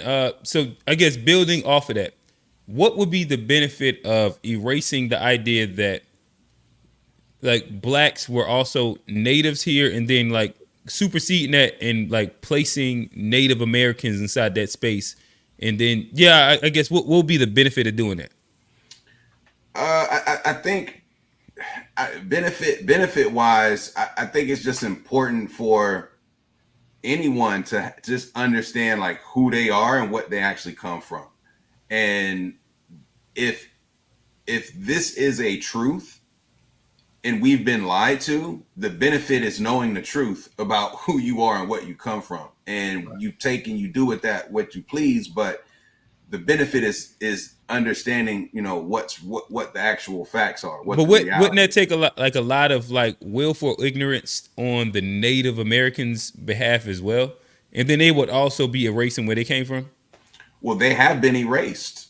I mean, But that's what I'm saying. So that's like a negative willful ignorance that has no benefit to them at all, right? You're talking about the Native American, like if we say they came from Pangea, like from whether everybody understands the land bridge, so they migrated down from Alaska, and then that whole thing. What would be the benefit for them to say, hey, let's erase our entire history, say that we were here, and then get the shit end of the stick, and then make sure that we forget all records of that as well? It seems like it's a horrible deal. Yeah, I don't think all Native American tribes are on the same page when it comes to this either. You see what I'm saying? Like some Native American tribes were well, I guess the phenotypical, what we phenotypically say is Native American. Maybe that's specifically what I'm talking about. But for example, Native American tribes in the southeastern part of the United States are not the same as Native American tribes that were up in Montana that were out in the wild old west, because people weren't even there until a certain year when slavery was rampant in the southeast. So right. You have some Native American tribes who were very much involved in American slavery, but you have some American tribes who weren't even in the fold of what we do until post-slavery, when people started to migrate out west. So it's I don't think all of them really are the same. And in terms of the advantage, it's tough to say, but oh no, I guess to me, when I think of it, I'm more so speaking about, because yes, there was definitely advantages then to I guess being a Native American, Alaskan, if you came to America from the land bridge and you ain't want to be enslaved, you're gonna say, hey, give me something, right? But through the history of how they've been shitted on by America in general, and then the idea that they would just lose all heritage of where they actually came from over maybe, what is that, 3 generations, and nobody wanted to carry that. I guess it seems like an interesting story of willful ignorance. I think, in my opinion, they want where they came from, right? They want their land, but they don't want to be identified as Black in America. I think that's the benefit. I know, but where did they come from though? And why would they just willfully forget where they came from? Only within a 3 generation. I don't know if I'm following. All right, it's been here for 10,000s of years. So right. So what I'm saying is that if Black people were the majority of this land when slavery started, that only tracks 600 years, right? And when we say Black, we're talking about the tone of your skin, not necessarily the Aboriginal Americans that we're saying that FBA is possibly devolved from. Correct. Yes. So like that group right there. So if they were the majority here, and those are the original Aboriginals of America. So like them migrating, when would they have migrated, and then why would they completely erase their history, and then like supersede this outside of again, we don't want to be slaves, but like completely forget your heritage altogether? Seems like an interesting, willful, ignorant thing that I've never seen any culture do. And again, it's like, you know, the type of person that lives on the land in Montana is not the same type of person who lives on the land in South Carolina or Georgia. Those are two completely different.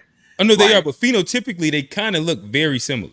They do all carry a lot of the Cambodian feature. And I think we all agree everybody migrated here at some point off of a land bridge, right? Like that, like I don't agree with that. Like is that like, because I'm not sure if I'm following what you're saying, because I don't see them all as the same, because the I know. So like even with that, like, so why would like the Montana and the South Carolina people of a similar phenotype but have different experiences all still willfully forget their history still? Because it's not good to be black in America. But they phenotypically they're not. They don't look black. Never would have looked black. How like when we say black, like they're not darker skinned. People were darker than me. Hold up, guys. Like, like just to kind of add in like the historical of it, like there were fugitive laws that the treaties that like between treaties of the colonial time colonies and Native Americans, like, hey, if you see any of our slaves run off this plantation, you're obligated to bring them back, and if you don't, you're breaking the treaty. So like, I understand what G is saying, but like I don't think that Native Americans are denying to be black because it's not cool to be black. Like I think they just were here the whole time, and like if you think about Shays Rebellion, they made clear distinctions. Like them poor white people, those Native Americans, and them blacks, they got together and try to overthrow us rich white people. We got to do something about it. So like I think there needs to be like, I don't necessarily think that Native Americans that we will think of Native Americans are like, nope, I don't want to be black. I think their history is their history, and they were participants in the good and the bad of our experiences here. But that's all I got to say. So I was about to say before we continue on, call in. We got less than 15 minutes left on the show. We would love to hear y'all opinions. As you come up, like just simple rules. We're gonna give you pretty much a minute and a half to 2 minutes on a timer to kind of speak, get your piece off. After that, shout out whatever your socials are, whatever you need to, which will be like another 15 to 20 seconds. Then we'll kind of like remove you and bring you back. Bring you off stage. But we'll love for as many people as we can to come in and give their quick opinion. We'll give a quick response to whatever you say after you say it. So again, the stream link is in the chat. I'll post it again. We have Mike TV backstage, so we're going to bring him up and allow him to kind of give his piece. What's good, Mike? Hey, shout out to everybody on the panel. Shout out to Trey. Great job standing on lineage. I'm not sure if this is going to count as my time, but I'm just not familiar with the channel. So before I provide any remarks, I kind of wanted to know, like, is everybody on the panel like a Black American, or some of you guys like first generation, second generation immigrants, or? I think that everybody kind of falls within the Black American. I think I'm Black American. Alex has like a unique experience where his parents were Black Americans, and then they migrated to Antigua. And then they migrated back. Correct, Alex? Yeah, pretty much Virgin Islands. Pretty much what we said up top.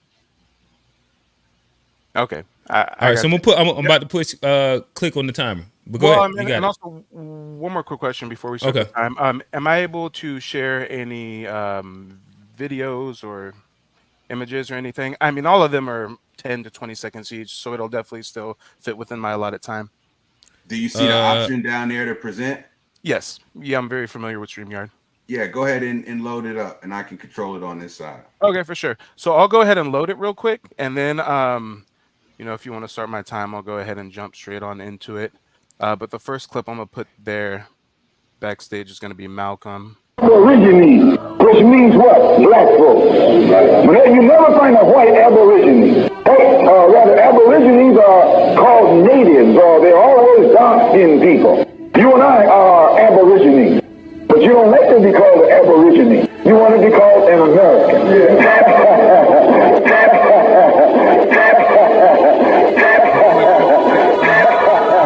Aborigine actually means from the beginning. Two Latin words. Ab meaning from, origine meaning the beginning. If you want to jump straight into the next one, since I'm on the clock. Shock around the age of 5 or 6 or 7 to discover the flag to which you have pledged allegiance, along with everybody else, has not pledged allegiance to you. It comes as a great shock to discover that Gary Cooper killing off the Indians when you were rooting for Gary Cooper, that the Indians were you, that the Indians were you. And if you want to go straight, it comes as a great shock to discover that the country have to try to be something you're not. Trying to be something I'm not? Trying to be proud of my African heritage? That's being something I'm not, then fine. My grandmother was a full-blooded Iroquois. I know all of that, Mama. Then know this. I am alive because of the blood of the people who never scraped or begged or apologized for what they were. They asked only one thing of this world, to be allowed to be.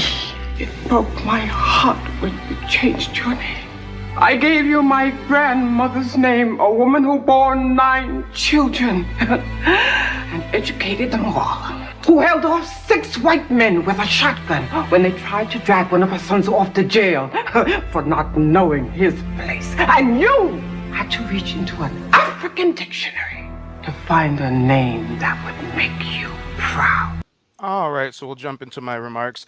First thing I want to address, I believe the host says that what he was seeing or hearing sounds like willful ignorance, and nobody abandons their culture. At least he doesn't see that. Hundreds of thousands of illegal migrants do exactly that every day. They abandon their culture. They go from China, from Africa, from deep in South America to cross the U.S. border, abandon their culture, abandon their heritage, seeking better opportunities. So, I mean, I don't know how you can say you don't see people abandoning their culture when that happens on the regular. As far as, whether or not we're Aboriginal or whether or not we're from Africa, I think it's more far-fetched claiming that all of us have African ancestry versus it being far-fetched saying that we're native, because again, the official numbers of the transatlantic slave trade say 4% went to North America. The overwhelming vast majority went to South America and the Caribbean, which is where we see the most African presence to this day. Also, I'm not sure if anybody on the panel is familiar with the Virginia slave codes. In 1682, they reclassified us from Aboriginal and called us Negro and other, and they literally jailed us for identifying with our native lineage. So when you say, why would the government make us think we're from Africa? Why would the government let immigrants straight off the boat at Ellis Island pay $5 to be identifying as native? Why would the government say, hey, if you say you're native, we're throwing you in jail? Why would the government rape, kill, pillage us, and do everything else, and we're saying that it's below them to lie about where we come from? The same. Mike, the hero, right? Yeah. I like to have like a quick back and forth with you. No, I think that you're asking questions. I would like, for me, I've also just been asking questions, so I'd love to hear your answer to like those questions. But before that, I guess you made a point to what I was saying, where like, why would those people forget their culture? And then you spoke about immigrants coming into America and like forgetting their culture. But I don't really know of that ever happening. Where like typically all the immigrants that I know that come into America build replications of their culture within America, especially when they get resources within America.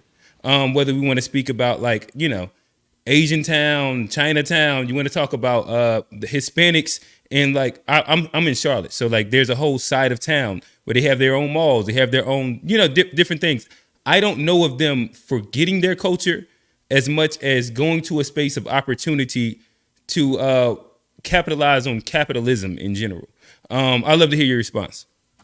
I would say more specifically, they flee to America and they quickly and readily assimilate. And part of assimilating is negating or dialing down your native culture. I mean, if we want to talk about Africans specifically, we see them move to the UK, claim they're not African, they're a black Brit. They adopt a What are UK we talking accent. about? If you want evidence, I mean, maybe the host can give me extra time and I can show more evidence, but I have hundreds of Africans that call into me on a weekly basis. So Ghanaians in Africa and Nigerians in Africa don't claim that they're Nigerian and Before Ghanaian. I was interrupted, we have Africans specifically that go to Europe and other countries, start speaking French, start doing anything that they can to fit in, and they do not hold on to whatever traditional African culture that they have. They 30 more seconds, Mike. They discard that at the ready and try to do anything that they can to cozy up next to white adulation. Chock full of there's plenty of evidence. And maybe if I wasn't being interrupted while I'm also on a timer, that would be great. But go ahead and finish off your point. Oh, no, I want you to feel free. Go ahead, it's fine. Clearly, he has something to say, so I would love to yield my time and hear what he has to say. Alex? Hey, Mike, you're kind of fun, man. We rock with you up here, man. What is that to say? Alex. I said what I had to say. What you said was patently untrue. Which part specifically? Well, I'm glad you asked, Q. So let's start with what Malcolm X said. When you said Aboriginals, I think this is something that constantly gets misquoted, and we need to understand the historical context of when people said Aboriginal. This is at a time during the Black Power movement, during civil rights, when they were trying to explain to Black people, like, hey, you are Aboriginal, as in the global context, you are the original man. They weren't talking about this. They weren't talking about this continent. But I don't want to take up too much other people's time. I want to hear from other folks. Gotcha. And Mike, I guess like one last thing, and I'm gonna give you like another 30 seconds because I am rebuttaling something else that you had put up. And we got one more person that we want to hear from too. I got you. But there was a video that you shown that was of a movie of people like making a statement. In which, like, depictions in movies aren't like the most reliable historical evidence of a thing. They hold credence. If I pull up a clip right now of a film from the 1950s and they're calling a black man a black Indian, but y'all are saying it's so far-fetched for us to identify. I know, as I get that, Indian, but like you can also pull up. It's relative. My bad. I'm my bad. So with that being said, like, so Amistad pretty much just debunks your whole part, right? Like your whole story. Or when they're like the white people build, I mean, like they say that they're Egyptians and they whitewash that. Of the grandmother, the main reason I showed that is to prove the point that most Black folk in America, their ancestors told them that they were native, not that we were African. Even when they tried through that Tether Marcus Garvey, that scammer who was friends with the Klan, that scammer Marcus Garvey who's Jamaican, trying to convince us to go to Africa. Even our ancestors back then wasn't trying to go back to no Africa. I wonder why. Hey, Mike, so your ancestors were trying to go back to Africa? It's not your turn. And when I gave you a chance to speak, you didn't have nothing to say, right? So your ancestors didn't try to go back to Africa. You interrupt me again, and when you get your own time to speak, you ain't got nothing to say. That's funny. Hey, hold on. Let me moderate really quickly. So, Mike, I'm gonna give you 30 seconds. I think we kind of running on time. We're running out of time where we try and keep this under 3 hours. I'm gonna give you 30 seconds. Go uninterrupted, and then. One, I'm gonna hit you up on the back end, and we'd love to bring you on the panel in general. I feel like I'm familiar with your channel a little bit, so I think that like we're going to continue these conversations because there's a lot of growth within it, and we'd love to have you back up here. It goes 30 seconds. You got it. Every weekend I have discussions like this on my channel, so you guys feel free to click the link as well. Okay, perfect. But I find it interesting that we always have foreigners. I mean, I don't know his exact lineage, but he said he came from like the Caribbean or something. I mean, we have folks that are not foundational Black Americans that claim to have some vested stake in what we identify as, and that's just a phenomenon I cannot wrap my head around. 15 seconds. What I want to say is the official numbers say 4% of African slaves came to North America. So where did all these Black folks come from? We're not native. We're supposed to have came from Africa, but only 4% of us came to the transatlantic slave trade. Let somebody else get on the show. And I appreciate, hey Mike, we appreciate you. It sounds like you and Alex have further future fun conversations. Appreciate you coming and tapping in on the show. Thank you. Appreciate you, Mike. All right, yo, Mike came in with a little heat, didn't he? I like it. We got somebody else in the chat too, waiting to join. Wolverine Black Star. So Wolverine Black Star will add you to the stage. As Q mentioned, time is of the essence here. We're gonna close out in the next 3-4 minutes. So Wolverine, we're adding you to the stage. Welcome to the show. Welcome. Thank you, my brothers. First of all, I have to say, I love to see brothers having an intellectual conversation as yourselves. You know what I'm saying? It's a beautiful thing to see. All of y'all reflect intellectual identities of your own, and I like to see that. You know what I'm saying? So just, as black men, I salute all of y'all. You know what I mean? But I have to say, I've been watching this FBA movement for a minute, and I blame that demagogue Tariq Nasheed for this because he basically, it's always the failed R&B singers who want to be the demagogues of our society. You know what I'm saying? They want to be the teachers, they want to be the leaders. It's the failed R&B singers. You see what it is, right? Now, you notice most FBA people, they always have the same thing. They give you clips and little snippets of something to try to prove their point. Because I think you just cut out, bro. Oh, damn, the FBA must have heard you. Snipped your shit right in the middle of the sentence. All right, you back. We got him. Okay. You back, Wolverine? That was an ancestor. X-Man, what's up? Oh, damn. Wolverine. Look like check out this comment. I wonder if the caller is going to show anything to prove his point. How? You took up all the fucking time. Bro, why you kind of pressing out the FBAs don't want to be like counted as African, man? Like, all right, so once again, thanks for the straw man, Trey. Appreciate it. All right, so hey, it sounds like to have a real conversation with you one day. Hey, fellas, we got about 4 minutes on the clock. We got about 4 minutes left on the clock. We got after show conversations for this. Shout out Wolverine. It looked like he kind of disconnected. One, we appreciate everybody in the chat. We do this every Wednesday, 4:30. Every Wednesday, 4:30. To Be Fair show. Oh, my bad. I don't know. I said 4:30. I'm talking about To Be Fair show. 9:30 Eastern time. On Wednesdays. We do this every Wednesday. At the G Shit podcast and at the To Be Fair show YouTube page. Again, the panel. It's G up top. We got Johnny to the right. We got Trey, FBA's own. We have Alex. He said find him on GitHub. I'm Q, the host of the podcast. Again, run us up, share this, hop into the comments, talk about it. Let us know how you feel. Let us know who had good, bad opinions, who you did agree with, who you didn't agree with. Again, the point of all these conversations is called Unpacked for a reason.